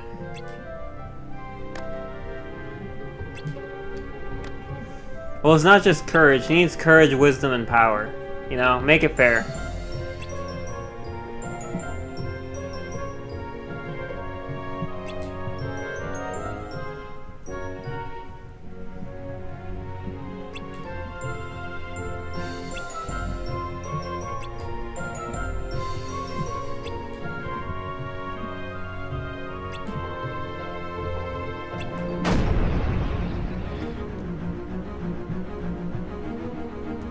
Times like this, like right now, I've moved my mic so I can lay back and talk into it, and according to my audio readout, it looks good. So I think that you can still hear me. But like, oh man, I wish that I had like an arm or something that can stretch the mic out over the couch so I could lay back much more comfortably. Because man, sitting up and trying to lean and talk to this thing, oh gosh, it does not make me feel good after like 2 hours of it. I feel much better now, though. This position is much better. Oh no, he got daggered. Or garneted. Basically, Pinocchio got Final Fantasy IX. Again. Like, getting Final Fantasy IX once, I understand, but getting Final Fantasy IX in two different realities, you suck, Pinocchio.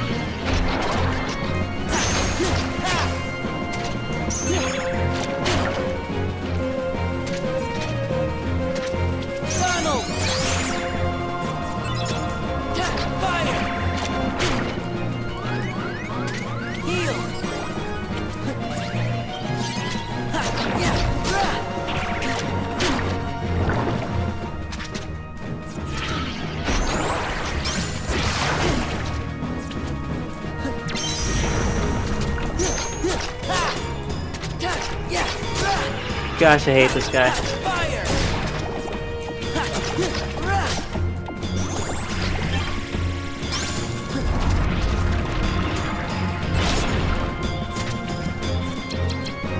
Scooping!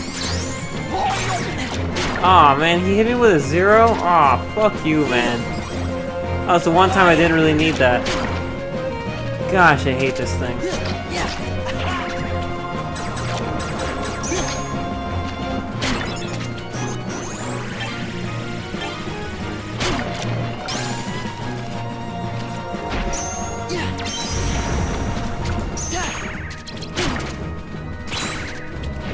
Oh, he hit me with another 0?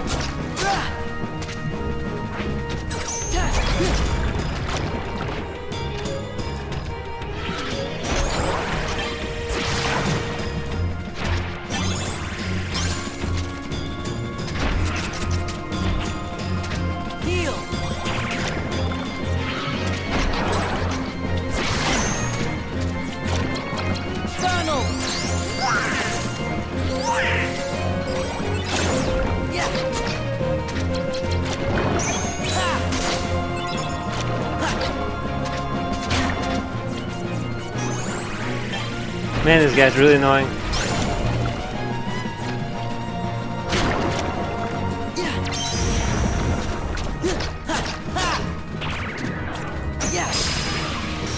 Oh, thank goodness. Thank goodness. Probably the help from being on like easy mode or standard mode or easy mode or whatever. But you know what? Totally down with that. This is garbage.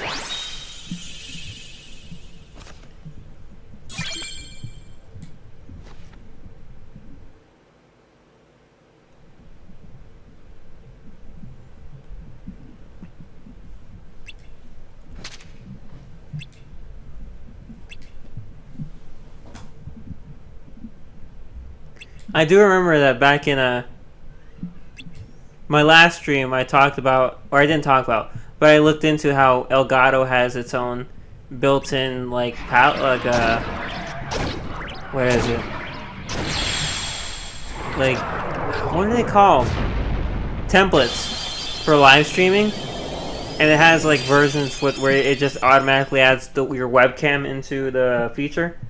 I'm like, that's super cool. I got a webcam. I can make full use of this. I was actually going to do an entire stream with it, like, today, and I forgot about it, and I'm like, I guess I could turn it on whenever I want to, but... I'm, like, laying down, so I think I'm out of frame anyway. So even if I turn it on now, you probably can't even see me.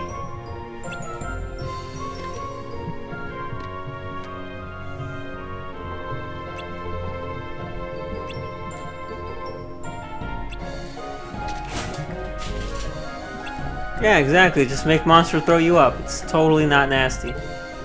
And everything will work out alright if you do that.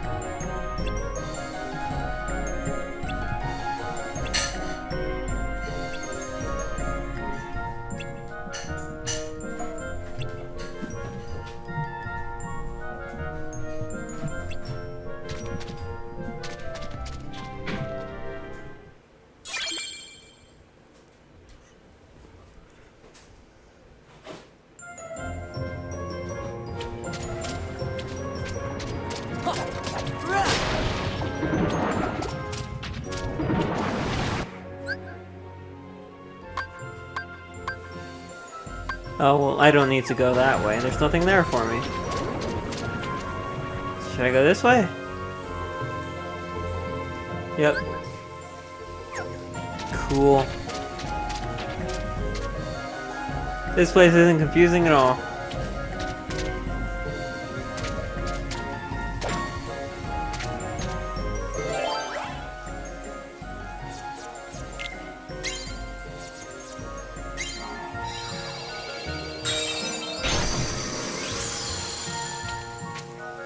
Oh, chain of memories, and this is just the beginning with your nonsense. It totally won't get any harder from this point on.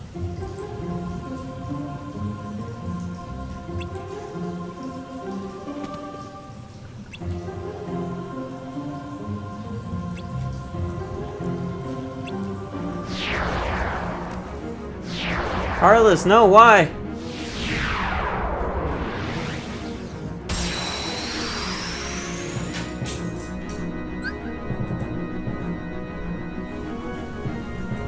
Monstrous Belly Brawl. Defeat the Heartless to fill the gauge. Fill the gauge within time limit. Careful, the gauge will decrease with time. Basically, just, you know, fight. We've done this like 100,000 times before. If you seriously need us to tell you what to do, then we're disappointed in you and never play a Kingdom Hearts game again.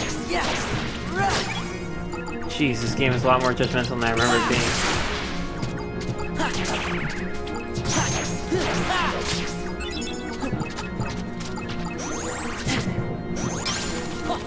Alright, here we go. Boop boop boop.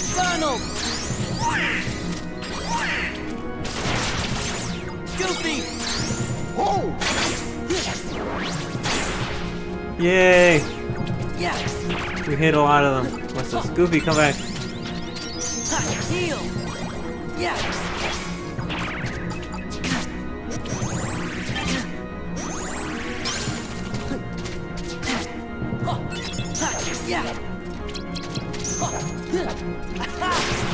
Gosh, I hate it when they duck under just when I'm trying to smack them in the face.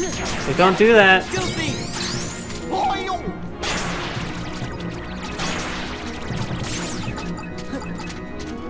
Heal!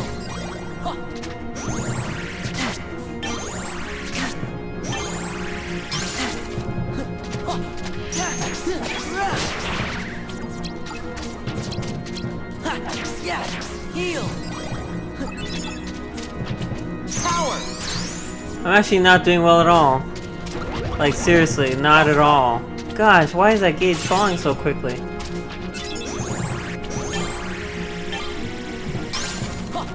Yes! What am I doing wrong? I never had issue with this before. Heal! Courage!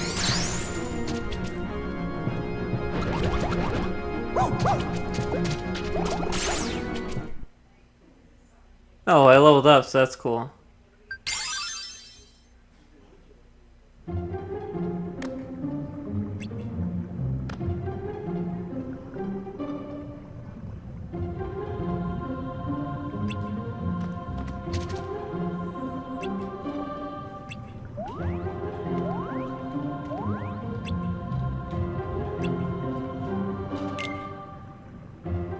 No, I actually wanted to do it again. I clicked that accidentally.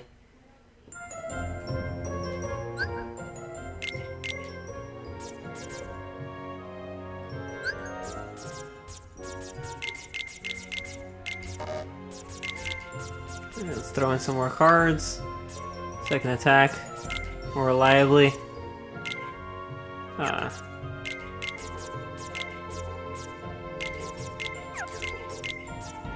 Fire, fire, fire. Yeah, let's put in my potion because of course. My healing because of course. Simba's cool. Can't go wrong with Simba. Always nullifies the enemy card. Eh. There we go. Let's try not to screw that up again.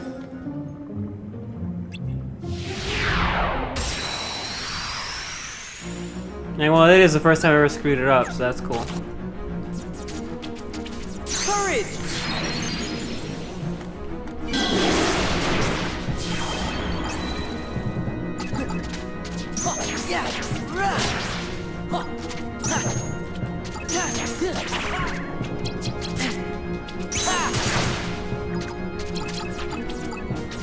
Yeah, fire!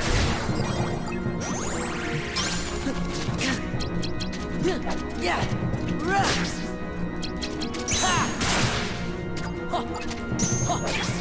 fire! There's probably a big reason as to why it's failing so much. These enemies keep hiding. Yes! Fire! Yeah, that should have worked, but he hid. Because of course he did. Gosh, I hate you guys so much. Power!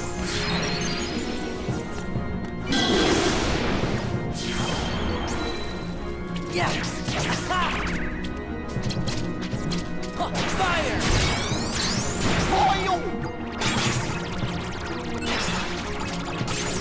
Did I do it? Oh, thank goodness. Gosh, you guys suck. I guess I suck, whatever.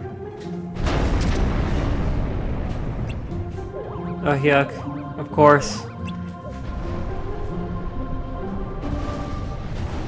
It's weird, that's the first time I've ever failed it. I don't remember it ever giving me that much issue before. I guess maybe because I'm playing through it a lot quicker, so I had a lot less cards and a lot less variety in my bank. Maybe that's it. Because, I don't know. Weird. You know, I cleared it at least, but still, no strange.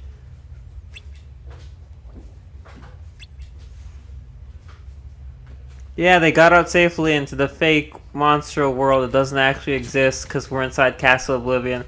That makes sense.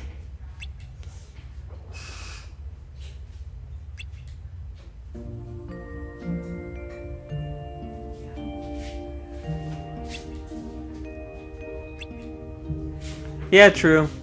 Like, I imagine. There are a lot of games I could think of where because I didn't... I played them years ago, I sucked really hard at them in a lot of ways.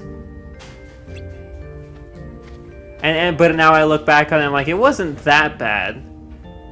Like, why did I suck so much at this? This is so easy.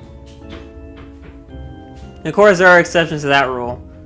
Once again, like with anything. What's a good example?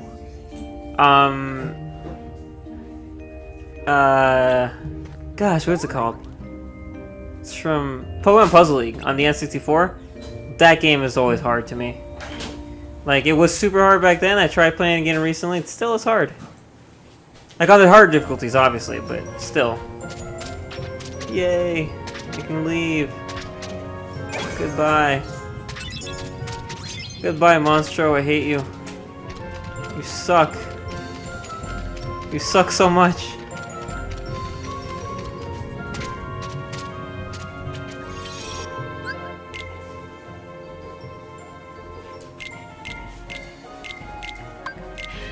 That wasn't on purpose. I was trying and it wasn't working and blah de blah de blah. Alright, there we go. Saved.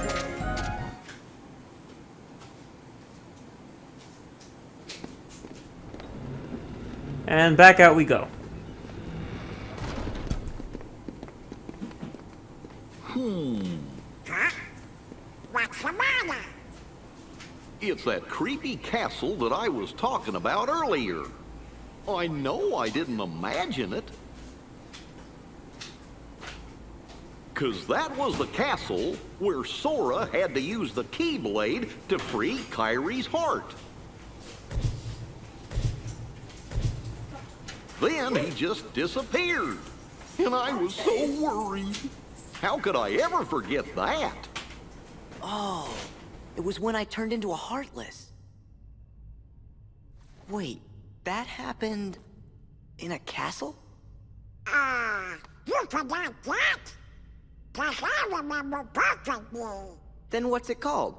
That's easy, it was.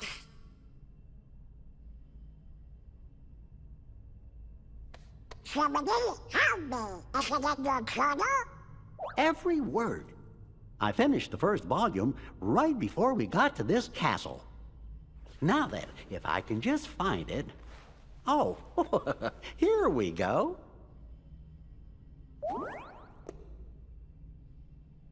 Let's have a look. Oh, how could it be? What's the matter? Oh, my entries, they're gone. Every page is blank. What do we do? How could this have happened? I'm so careful with the journals. Jeez, can you imagine if, like, a journal you have that you're writing Oh, that who knows what in, you open it one day and it's just blank? Journal's blank. I would snap my own neck at that point. Like, gosh damn. I write down so many important things and ideas that if I were to lose it all, I would lose my mind.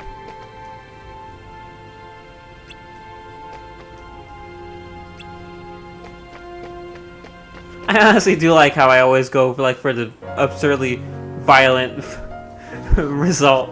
Like, oh, something bad happened, time to snap my own neck. I have issues.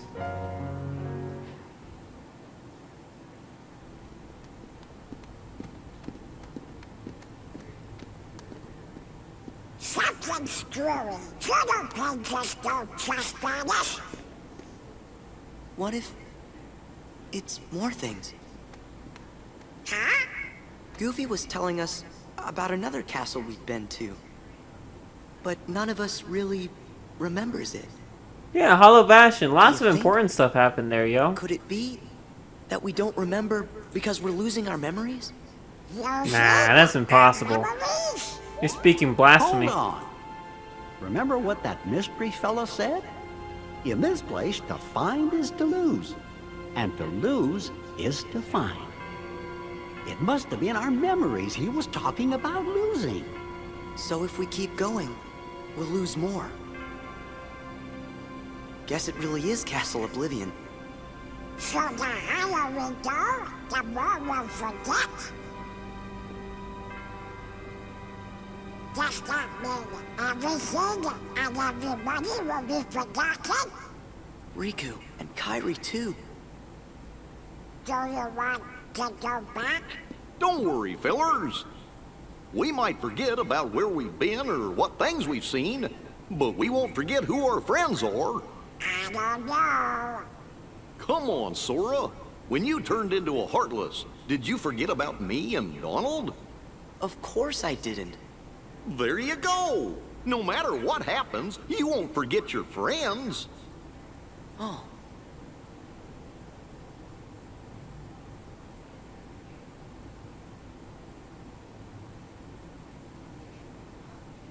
You're right. Thank you, Goofy. So if there's nothing here that can make you forget about your friends, then we have nothing to be scared of. Let's go! But when I turned into a Heartless, who was the one who took forever to notice and kept clobbering me? Ah, yes, good times. How come you couldn't forget about that? We always remember the important stuff, Donald. That's how it works, yo. I'm seeing a tweet on Twitter about this post, and I like this post, even though like I have my own personal. It's not a bad thing. It says shout out to okay, I didn't see it. Shout out to all the Nintendo games that successfully revived an old idea, sold very well, and then were completely abandoned. And it's specifically referring to Punch-Out Wii, Kid Icarus Uprising, and Zelda Link Between Worlds. Never played Punch-Out Wii, and never played Punch-Out at all. I played Kid Icarus Uprising, I enjoyed it. And Link Between Worlds, never played it. Like, I kind of get it, because people were always like, oh, we need a new 2D Zelda game, because blah blah, and I'm like, it doesn't really matter. I think the game looks cool, I just never played it. Where do we go?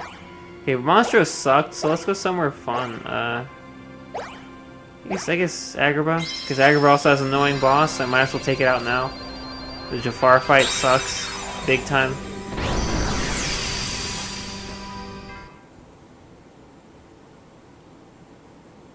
I really wonder what the next Zelda game is gonna be like. Cause they're in that place, like, I wouldn't say they're in the Fire Emblem place, cause the Fire Emblem place is a very different place to be in. And hopefully Zelda's never there. But like, the Zelda place where it's at currently, it's like, oh, they just did a 2D Zelda game, and then they did an open world Zelda game, so like, what's next? And I'm like, I got no idea, really. Like, personally, I'd be totally down with a, just another 3D Zelda game. You know, like, Ocarina, Skyward, Twilight, a new game like that. I'd be down with it.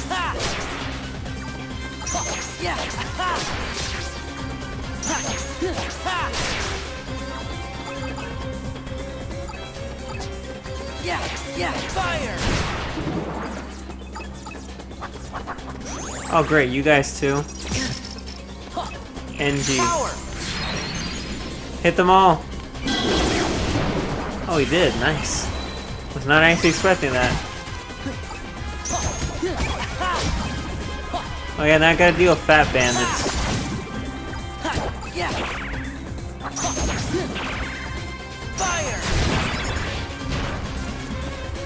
This is the worst time to have fire magic in my active deck now that I think about it. So I looked in my viewers like at the beginning, and Abyss Condor, you're here too. You haven't said anything. Busy? Are you doing that thing I said where you should multitask because this game is a lot of repetitive killing?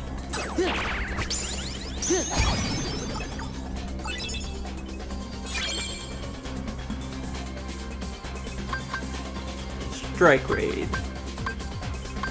Yeah, sure. I don't have that many cards, so I don't really need CP much. At least not yet. Oh yeah, you're gonna waste your first wish on wishing the Heartless away again, aren't you? Some things never change.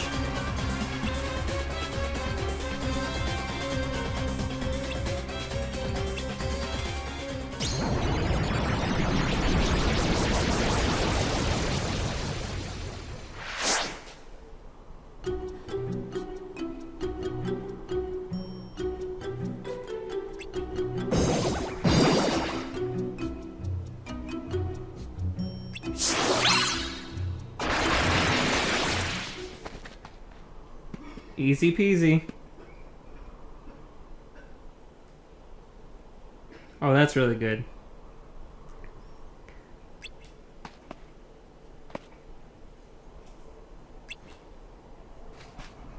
Oh, I didn't even notice you had left.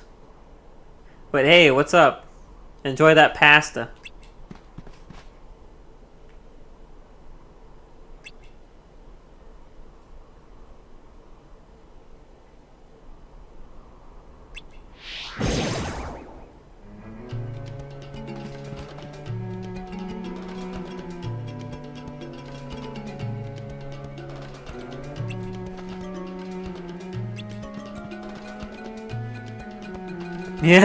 Yeah, thank you Robin Williams for wishing away, or not wishing away, but zapping away those Heartless, because Aladdin wished you to.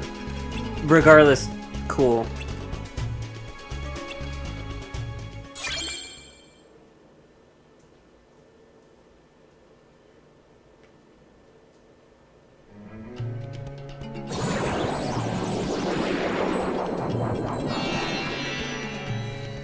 I was gonna say something about a game that I didn't like. I mean, gosh, I have a weird relationship with this game. I guess it's not really all that weird. It's my relationship with this specific game, not Kingdom Hearts, something else, is... Yeah, it's... how do I describe it? It's not an issue I have with the game in and of itself, more the people around it. And that game, because apparently it's that anniversary of the game's release today, is Chrono Trigger! A game that everybody goes fucking nuts over. Anytime I see a post of Chrono Trigger positivity, I want to roll my eyes so hard. And it's not Chrono Trigger's fault though. That's like the big thing about it. Like my what's the word? My desire to look at Chrono Trigger and be like, I hate that thing, isn't actually because of Chrono Trigger. It's because every time that people are gathered together and being like, Chrono Trigger's so great, yay, they're also gathered together saying, man, Chrono Cross sucked, didn't it? And they're like, yeah, it was super bad, Chrono Trigger was so much better, and then they just, it happens every single time, like, not even an exaggeration. Every time. And I'm like, well, they're wrong. Obviously. Like, I don't even care if you like Chrono Trigger more than Chrono Cross, but you shouldn't automatically act like Chrono Cross is absolutely bad, because it ain't.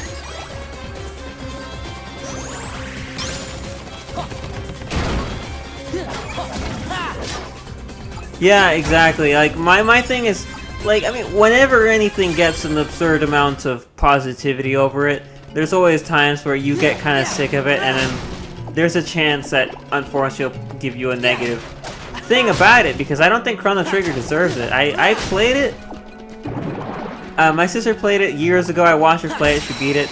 I played it for myself, the DS version, a few years back. I didn't finish it though. I got to the point where Lavos invaded all the time periods, and you could jump into his castle at any point, and then that's it. I never, or not Lavos, maybe Lavos. The gigantic castle or whatever that it floats in the middle of the world appeared in every single time period. and that's as far as I got. I was like, I'll get back to this later, and then I didn't. But I did have fun playing the game, but once again, I just hate that whenever there's a circle jerk about how great it is, it also turns into a hate jerk of how bad Chrono Cross is, and at that point, I'm like, well, I don't, your opinion is completely invalid to me now. Because, like, I mean, I get it. Some people just don't like it, and that's fine with me, but I just hate that it's a constant thing. It's always totally cool. It's like, hating on Chrono Trigger is apparently something that, I mean, on Chrono Cross is totally valid. You're allowed to do that no matter what. And I'm just like, oh, you shouldn't be. Chrono Cross is not... It's not like Tales of Symphonia 2 over here, or Fire Emblem Fates, where it's like very clearly not a good game with a lot of gigantic issues. It's a great game.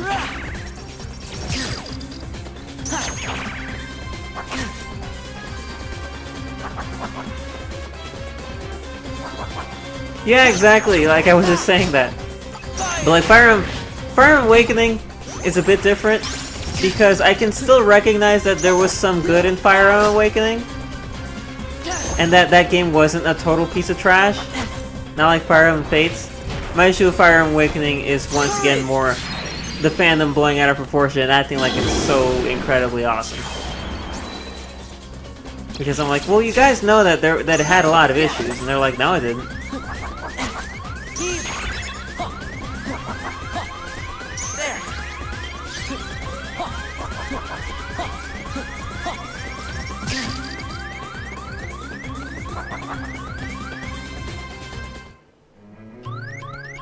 Yeah, I didn't think that was Lavos. It was some castle or something that's in all the time periods. I forget what it was exactly. I didn't even see Lavos. I didn't get to the point in the game where I saw Lavos. Like I didn't get to the point where like Chrono dies or whatever, and then you have to go save him by putting a puppet in his place and then pulling him out, or whatever is the garbage that happens. But I don't know. I really like Chrono Cross. I think it's a much better game than Chrono Trigger, and which is crazy because I like Chrono Trigger. So it's not like, oh, Chrono Trigger's trash. Chrono Cross is so much better. It's like Chrono Trigger's great, and Chrono Cross is even better, and I like it a lot. Gosh, I've been wanting to play Chrono Cross. I was almost about to do a Chrono Cross Let's Play, but like I needed to do it on like a emulator, and the emulator did not want to run Chrono Cross well. So I was like, then I guess I'm not going to be playing it. The only way I'll play it is if hopefully in the future they put it on the PlayStation Store, and then I'll buy it and I'll do it that way. But you know, it all depends on if they want to do that. I hope they do that one day. That would make me really happy.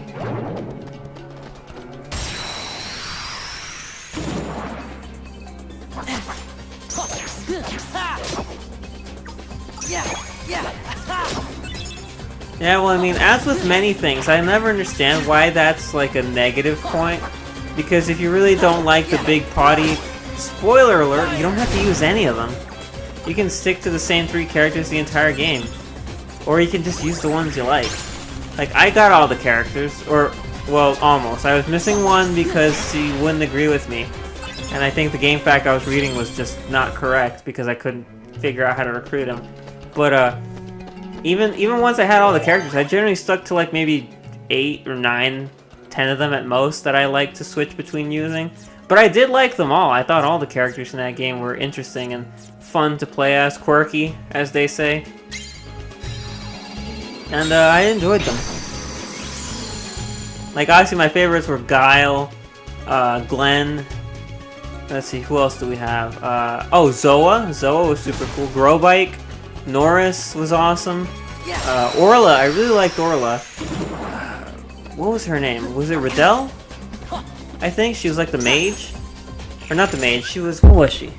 Oops, sorry I hit the mic. I hope that didn't sound terrible. Well, I think it was Riddell. She's the lady that I think Glenn has feelings for. I think it was. But I really liked her. Sheena, actually, the warrior priestess, was super cool too. Oh, Skelly! You can't forget Skelly. And Draggy. Draggy's super cool too. Draggy's great. My gosh dang, I think at this point I'm just gonna list all the characters. There's a lot of really good ones though. Who else? Who else? Who else? Viper. Viper's rad. I love Viper. Nikki. Nikki and Mickey, actually. Both of them are really cool. I mean, Nikki's a fucking... a rock star. You know, that's really cool. What was his name? Star? Neon? I can't remember. But it was the alien that you recruit too. I thought that was ridiculously dumb, but like I loved it. The alien. I think the alien also had like that final finishing move that was like a. He like turned into a like he summoned a Megazord to attack. It was really awesome. Giant robot. Poshel. I like Poshel, the dog. Pip, that weird little fluffy creature that was really cute. That one's great too. God, you know what? Yeah, I'm just gonna say the whole cast is good. I think I've listed a grand majority of the characters that are in that game, and I've mentioned them in the positive light because I like them. Jeez, there's so many. That game is packed to the brim with things. Is that a story door I could go through?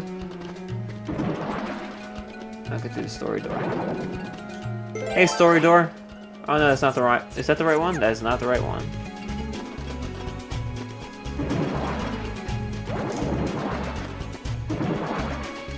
Gosh dang, story door, I trusted you. Yeah, but it's only on the PSN for the PS3 and maybe the PS Vita. It's not on the PS4 PSN. I logged on to the PlayStation Store after a stream yesterday, I think, or the day before. Or like one of the last streams I did, I went to the PlayStation Store to look for it. Couldn't find it. Wasn't there. Definitely not on the PlayStation 4 store. Like I went to search the store, I typed in Chrono, and it did not come up. Like nothing, like the only thing that came up was like a Blaze Blue game.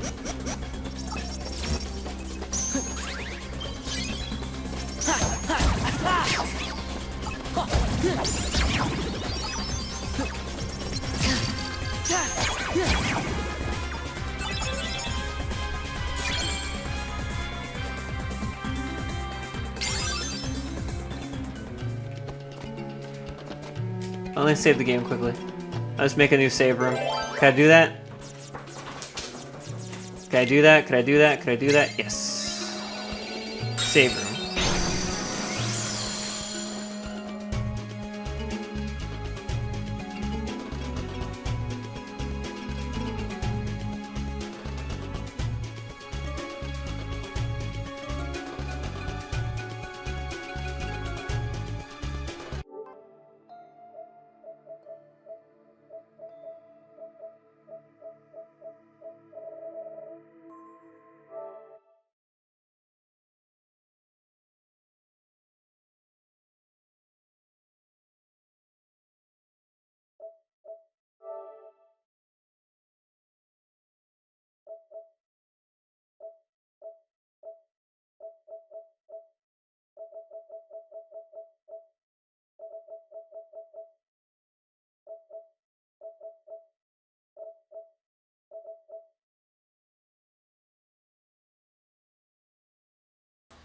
See, there you go. I type in Chrono and all that comes up is the Blaze Blue Chrono Phantasma Extend. Jeez, why do those games have such bizarre names?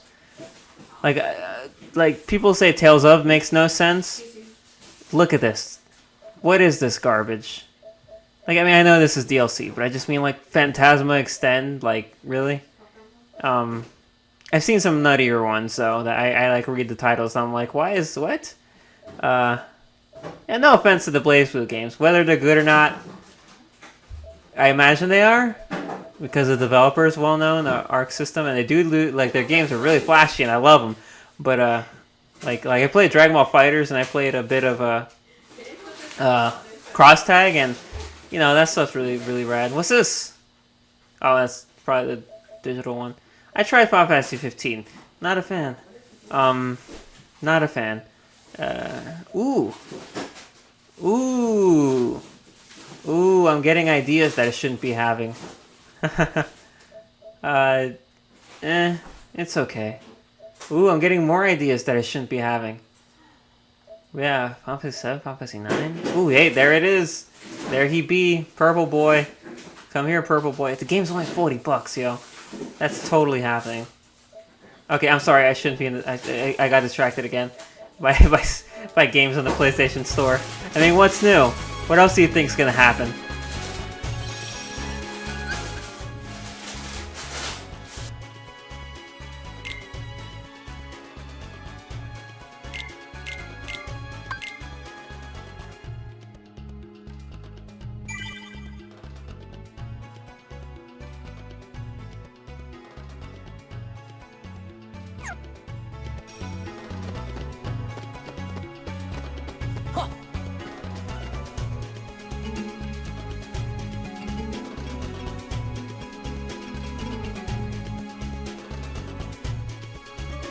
Yeah, I mean, my history with Arc Sys and their practices. Oh, come on, where's the correct door that they want me to go through? I'm getting really annoyed. Oh, they're making me go all the way around? Fuck you, game. Alright, let's go. I really dislike the fact that... Yeah, I saw that you said that. I just chose to ignore it. I'm kidding. I saw that you said that. I was just like, I was trying to think of something else that I was going to say about Arc Systems, but I kept forgetting what it was. Let me get my phone so I can look at the link, since I don't want to open Discord on the laptop. Here we go. I see your post. Yep. It says, purchase this PS1 Classic and play it on both your PS3 and PSP portable system. I don't have either of those. Only a PlayStation 4, so no, it's not available on the PlayStation 4.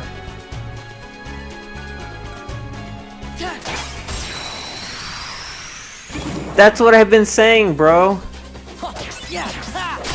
That's why I was looking for it in the PlayStation 4 store, because I want to play it on the PlayStation 4. I don't have a PlayStation 3 or a PSP.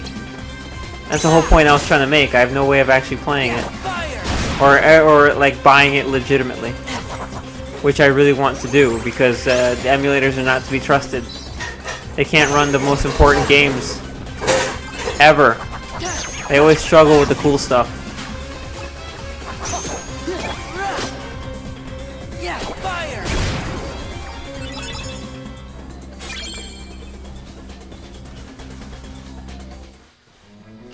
Yeah, Sony's been shit at ports. And by that I mean they just refuse to do it. I mean, probably not Sony exclusively, but a lot of things tied to Sony. I mean, just look at all this garbage that came about Vesperia. Like, there's absolutely no reason as to why it took this many years for a Vesperia port to happen. There is no, like, as far as I'm aware, there's like no legitimate excuse that they could give. Like, people literally asked, can you please port Vesperia can you just port it? And the response they always get is just no.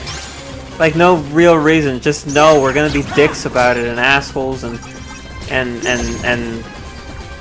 other insulting phrases for the developers of those games because they're being just completely uncharacteristically unfair. So, I mean, I'm glad it's happening now, but that doesn't excuse the fact that it took this long to happen and that they've been dicks about it all these years. Like, I don't know. Like, if they had given a reason, then I would have been more fine with it, but they just said nah. Like, anytime anyone asked, they're just like, nope. Next question, and I'm like, geez, wow, you guys treat your fans with a very notable level of respect. Of course, that's Namco specifically, but still.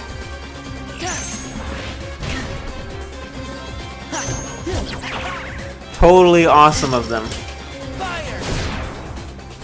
Gosh, you guys are noisy. What?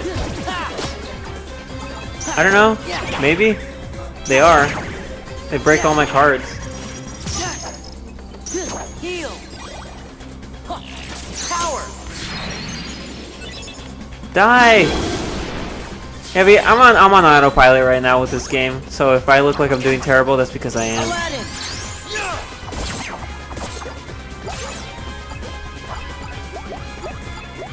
Alright, that's how you get a lot of Moogle points, even though I don't really use them for anything.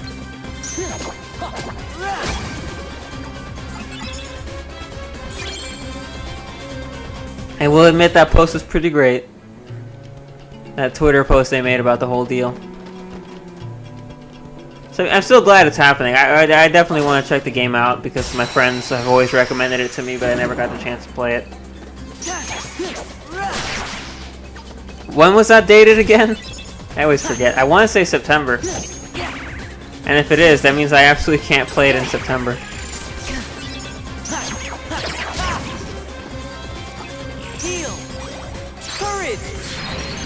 Because, like, September's already full. I have the Xenoblade Chronicles 2 DLC, which might as well be a brand new game. It kinda is already, given it's getting a physical release and all that. And I also have Spyro, so... And the Spyro pack is basically 3 games in one, so that's 4 games I'm going to be playing in September. I will not have time for anything else. The second I finish Spyro 1, it's on to Spyro 2. The second I finish Spyro 2, it's on to Spyro 3. So if I manage to somehow, in between all that time, finish Xenoblade, then maybe I'll consider... Or maybe I'll definitely get Vesperia. Because I'm really interested in it. And hopefully it's not as disappointing as Hysteria was.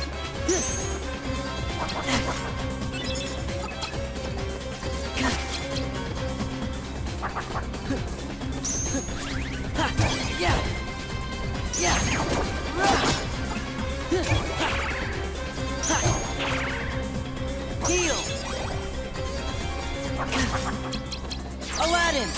Yeah!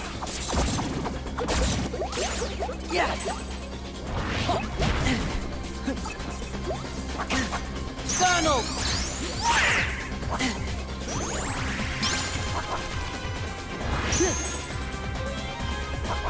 Yeah!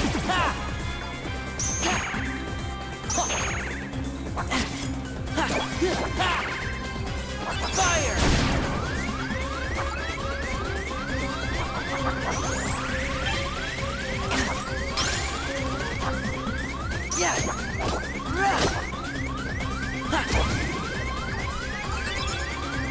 Gosh. Okay. Yeah, I'm not doing good at this game at all. That's what I get for not paying attention to it, honestly. But that's okay. No one cares about my gameplay.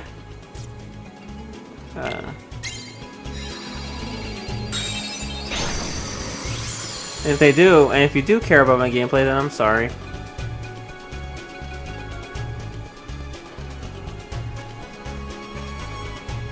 Oh cool, someone got the Xenoblade Chronicles 2 Special Edition and they're super pumped about it. That's a good use of your money, bro. You'll be busy forever. Just like me. 400 hours of that game almost. Not really, but I will reach 400 at some point. And if not soon, then the Torno DLC will put me at 400. And I'll be happy. Oh, thank you, Mr. Moogle Man. Yeah, I'll buy some card packs. Let's buy some of this shit.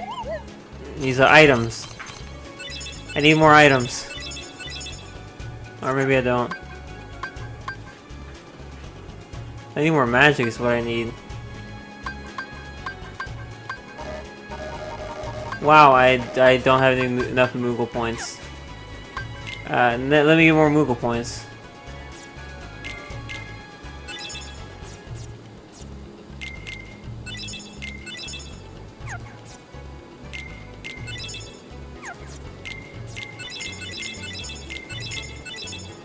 That's not enough.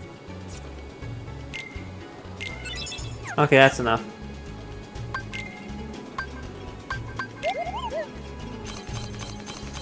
Give me the good stuff, Moogle. That's not good at all, wow. That sucked, bro. That sucked. That straight up sucked, man.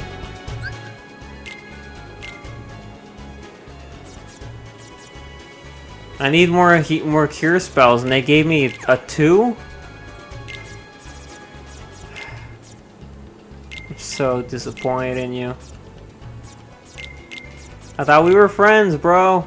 Alright, let's see it. Alright, that's good. Where's the place I need to go? Here it is, finally. Alright, 5, 7, and there we go. 5.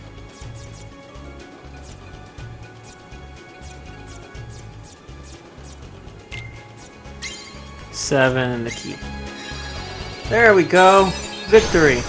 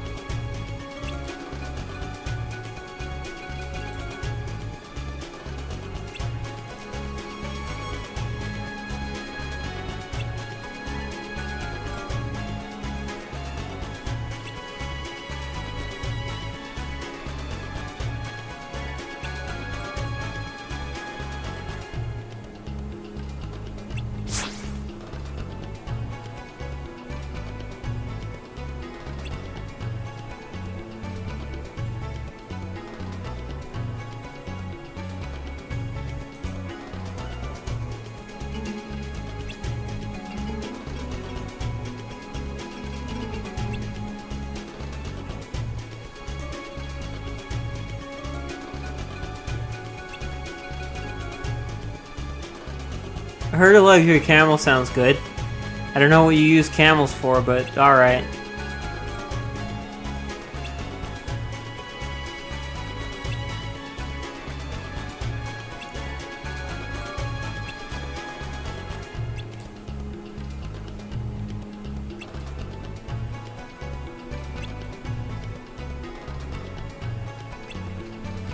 Are minutes in Agrabah fast?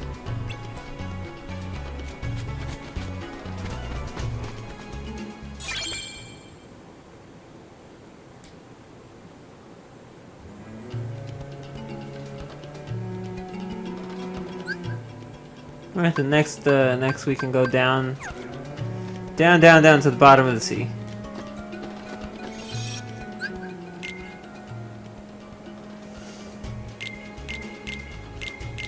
Gosh dang. I feel like if anything I should probably play this game in my free time. But like not make any progression. It's like just like next time I play the game I should just start the next world and go through all the world maps, but not like actually progress the story. That way I could level up some more and get more stuff. I don't know. Like I said, I've been grinding this game is kind of pointless because you don't actually increase Sora's stats. So he never actually hits harder no matter how many times you level up. The only thing that affects how much he hits, how much damage he does is the actual Keyblade cards themselves. Depending on what Keyblade they are, they're stronger. Donald! Aladdin!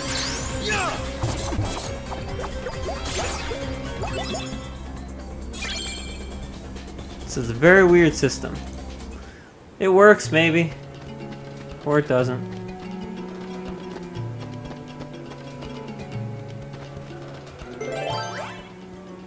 Need a green card. I need a green card, I get it. And the end of this.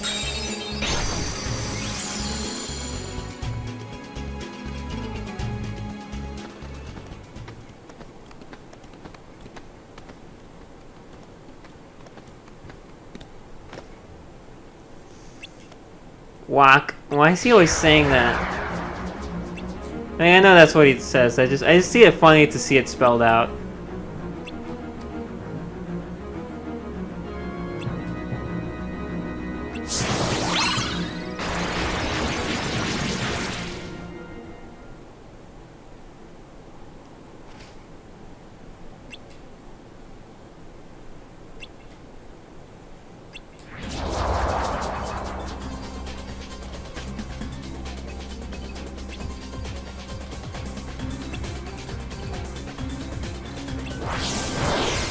Yeah, we can kick a few shadows' asses.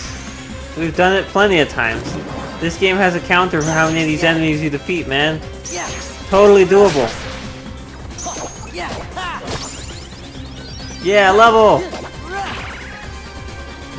Fire. Power.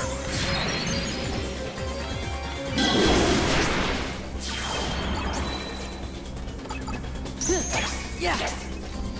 Yeah.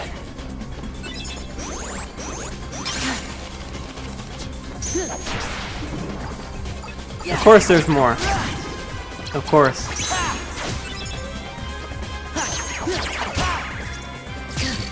Fire. Courage.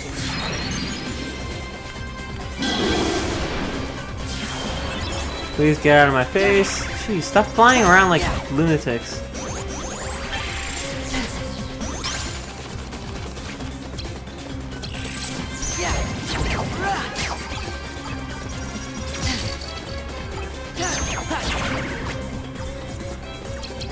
Aladdin.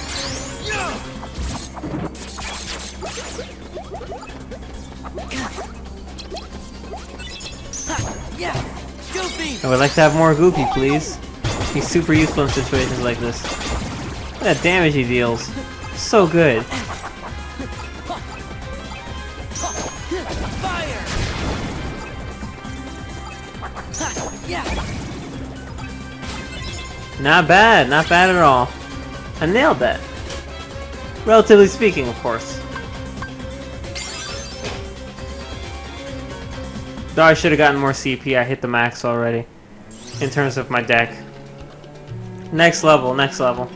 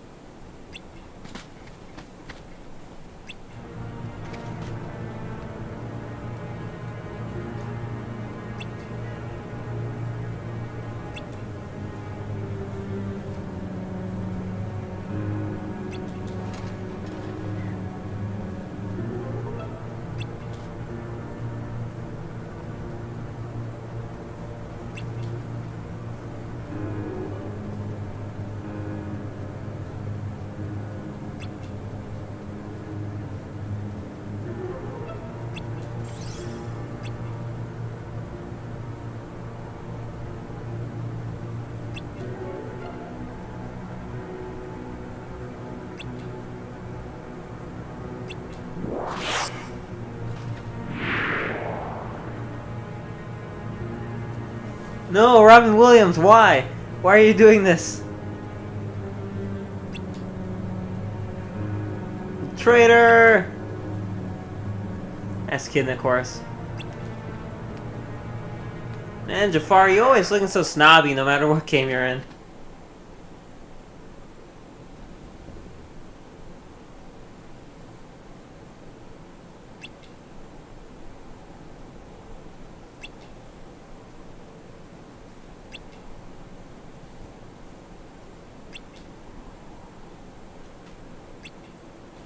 Yeah, listening to Sora is very quick and very good motivational speech. Sure you can.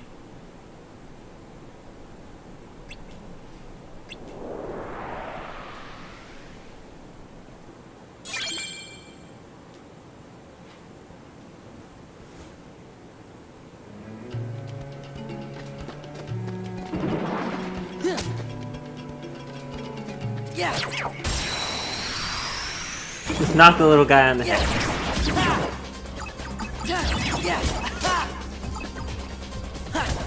I really like the strong initiative rooms because they make it so that if you start a fight by hitting the enemy, they take like a ton of damage and they start really weak. But it kind of like cancels out when you're doing battles with waves because the additional waves are not affected by the initiative. Just the first one. A little convenient, but not really. Alright, so where's the exit? Or, well, not the exit, but the next spot. Okay, up 2 rooms. Because of course it is.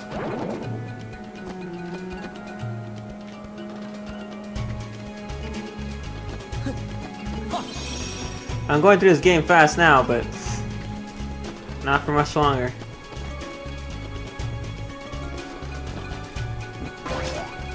Normally, whenever I create a room, I kill everything in that room before I proceed. Which takes a long time, and that's one of the reasons why this game takes forever. But since I'm just kind of fighting whatever I want to fight, and if I don't want to, I just move on, I'm doing quicker.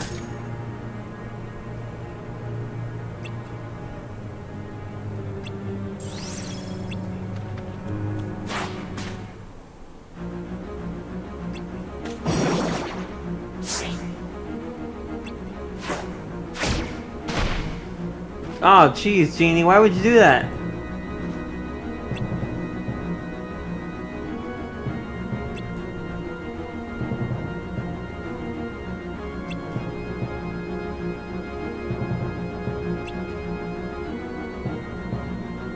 That counted as a wish? He didn't really say I wish.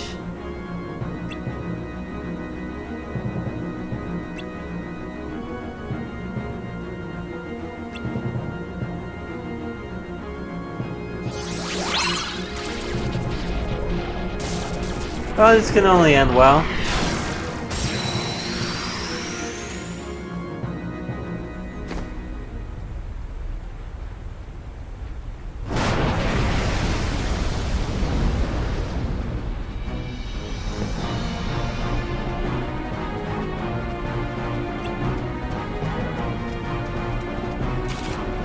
Oh yes, I hate this boss.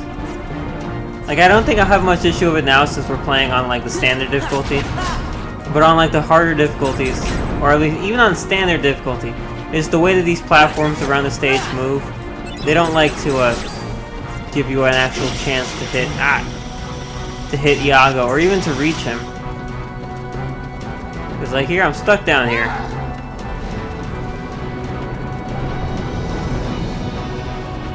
And Iago likes to fly over places where you can't stand and hit him. So this entire fight is working against you. Ow.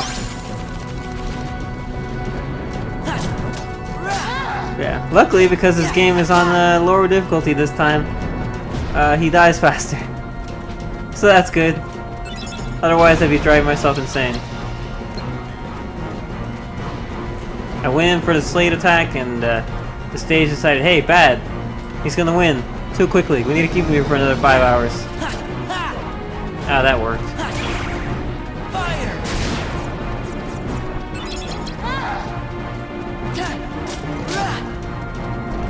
Alright, almost there.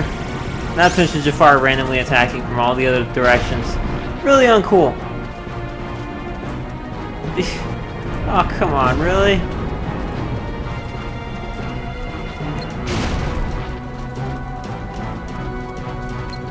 Jeez. Jump, Sora! You're supposed to auto jump.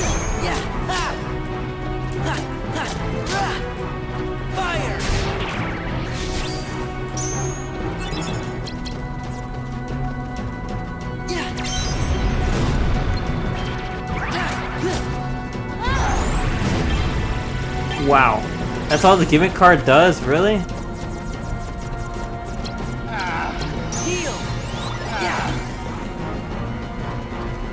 There you are.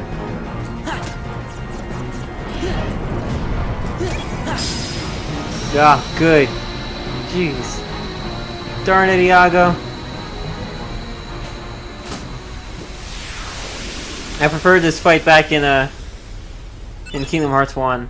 Wasn't nearly as dumb. Yeah, that was still much easier than it usually is, but I guess once again that's easy mode. And I'm not at all upset about that. That fight normally makes me pull my hair out.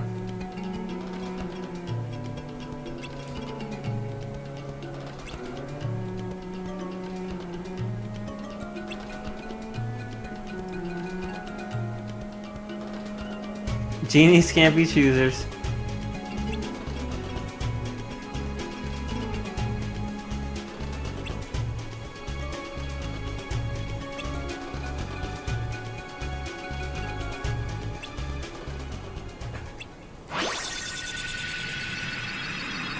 Also, it's interesting, kind of funny, that in this version of the Aladdin segment in Agrabah, Jasmine says nothing. She's unconscious the whole time. And then after they rescue her, she's who knows where. Maybe back in the palace.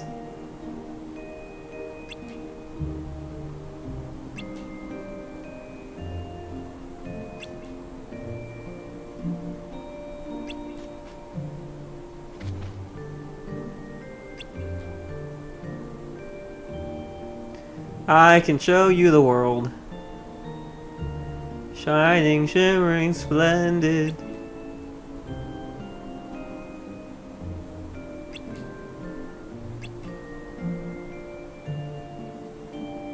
Heck yeah, Sora's all about the motivational speeches.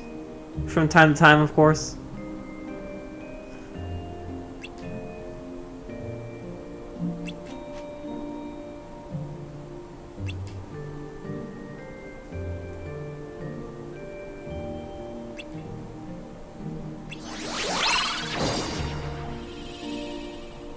Genie card!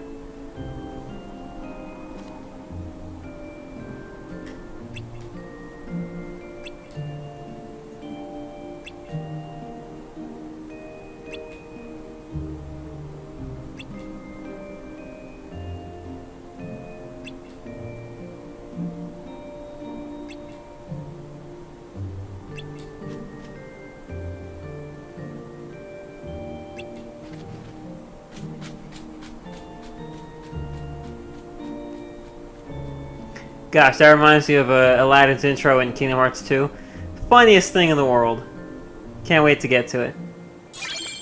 Like, it's just so... It's not really anything big, it's really subtle and just happens really quickly, but it's always funny. I always enjoy it. Alright, Conqueror's Respite. Let's save the game, return to Castle Oblivion, and we'll be done with this stream. I would have liked to do 4 worlds, but honestly, I think I'm at my limit. I'm kind of exhausted. Chain of Memories does that to you. Well, to me it does.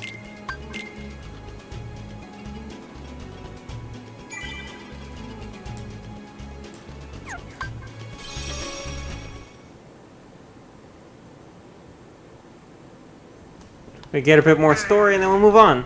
I hope the kid is gonna be okay. Why bring that up? I had to be sure that I hadn't forgotten him. How'd that go for you? Good. I remembered where I had crucified the king. Well, I remember that too. The king helped save everything by staying on the other side of the door to darkness, I think. You got it, Goofy. And me? I'm looking for Riku. He was with the king when the door closed. I guess there's no way we'll forget the most important memories. Are you sure? Because I don't want to forget.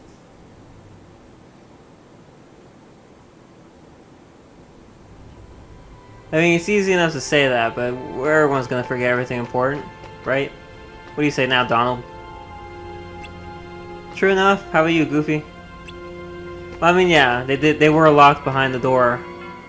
No one's fault, really. It just kind of happened. You seem pretty intrigued by this Sora kid. Are you telling me you're not? Hey, it's Larxene. Haven't decided yet. I think what intrigues me more is what you see in him. There was a time he became a Heartless. And if one becomes a Heartless... They lose their minds and their feelings. They're consumed by the darkness. Right, but not Sora. He held on to his feelings even as a Heartless. And there's only one other man who's been able to do just that. It's the strength of his heart. That's what interests you. Why the Keyblade shows Sora's heart. To unlock the mysteries of the heart. Isn't that the organization's mission?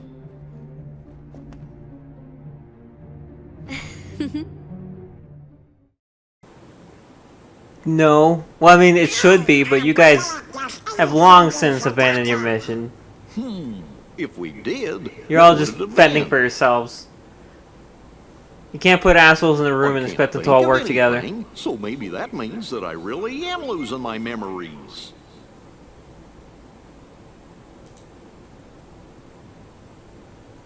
But whatever they were, they couldn't have been very important memories, right? Right. Maybe. Or else I don't think you would have forgotten it.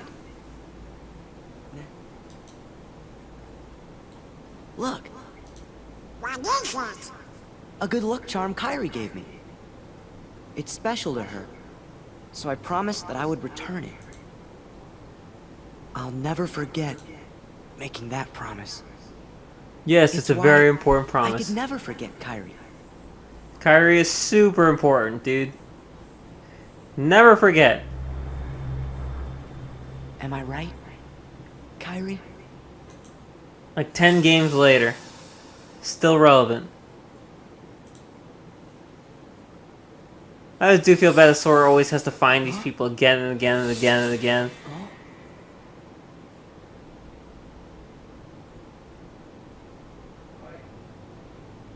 Do I know? That girl?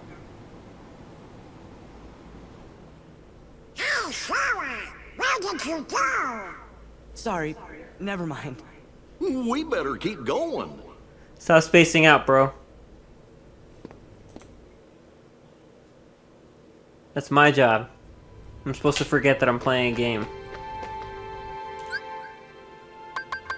There we go. Yeah, look at that. We conquered 3 worlds. I wanted to do 4 originally, because that's how we started Kingdom Hearts 1. But I'm not in the mood for another one. I don't think I can make it. Never gonna happen. Always gonna happen. Definitely gonna happen. So yeah, we'll call it there.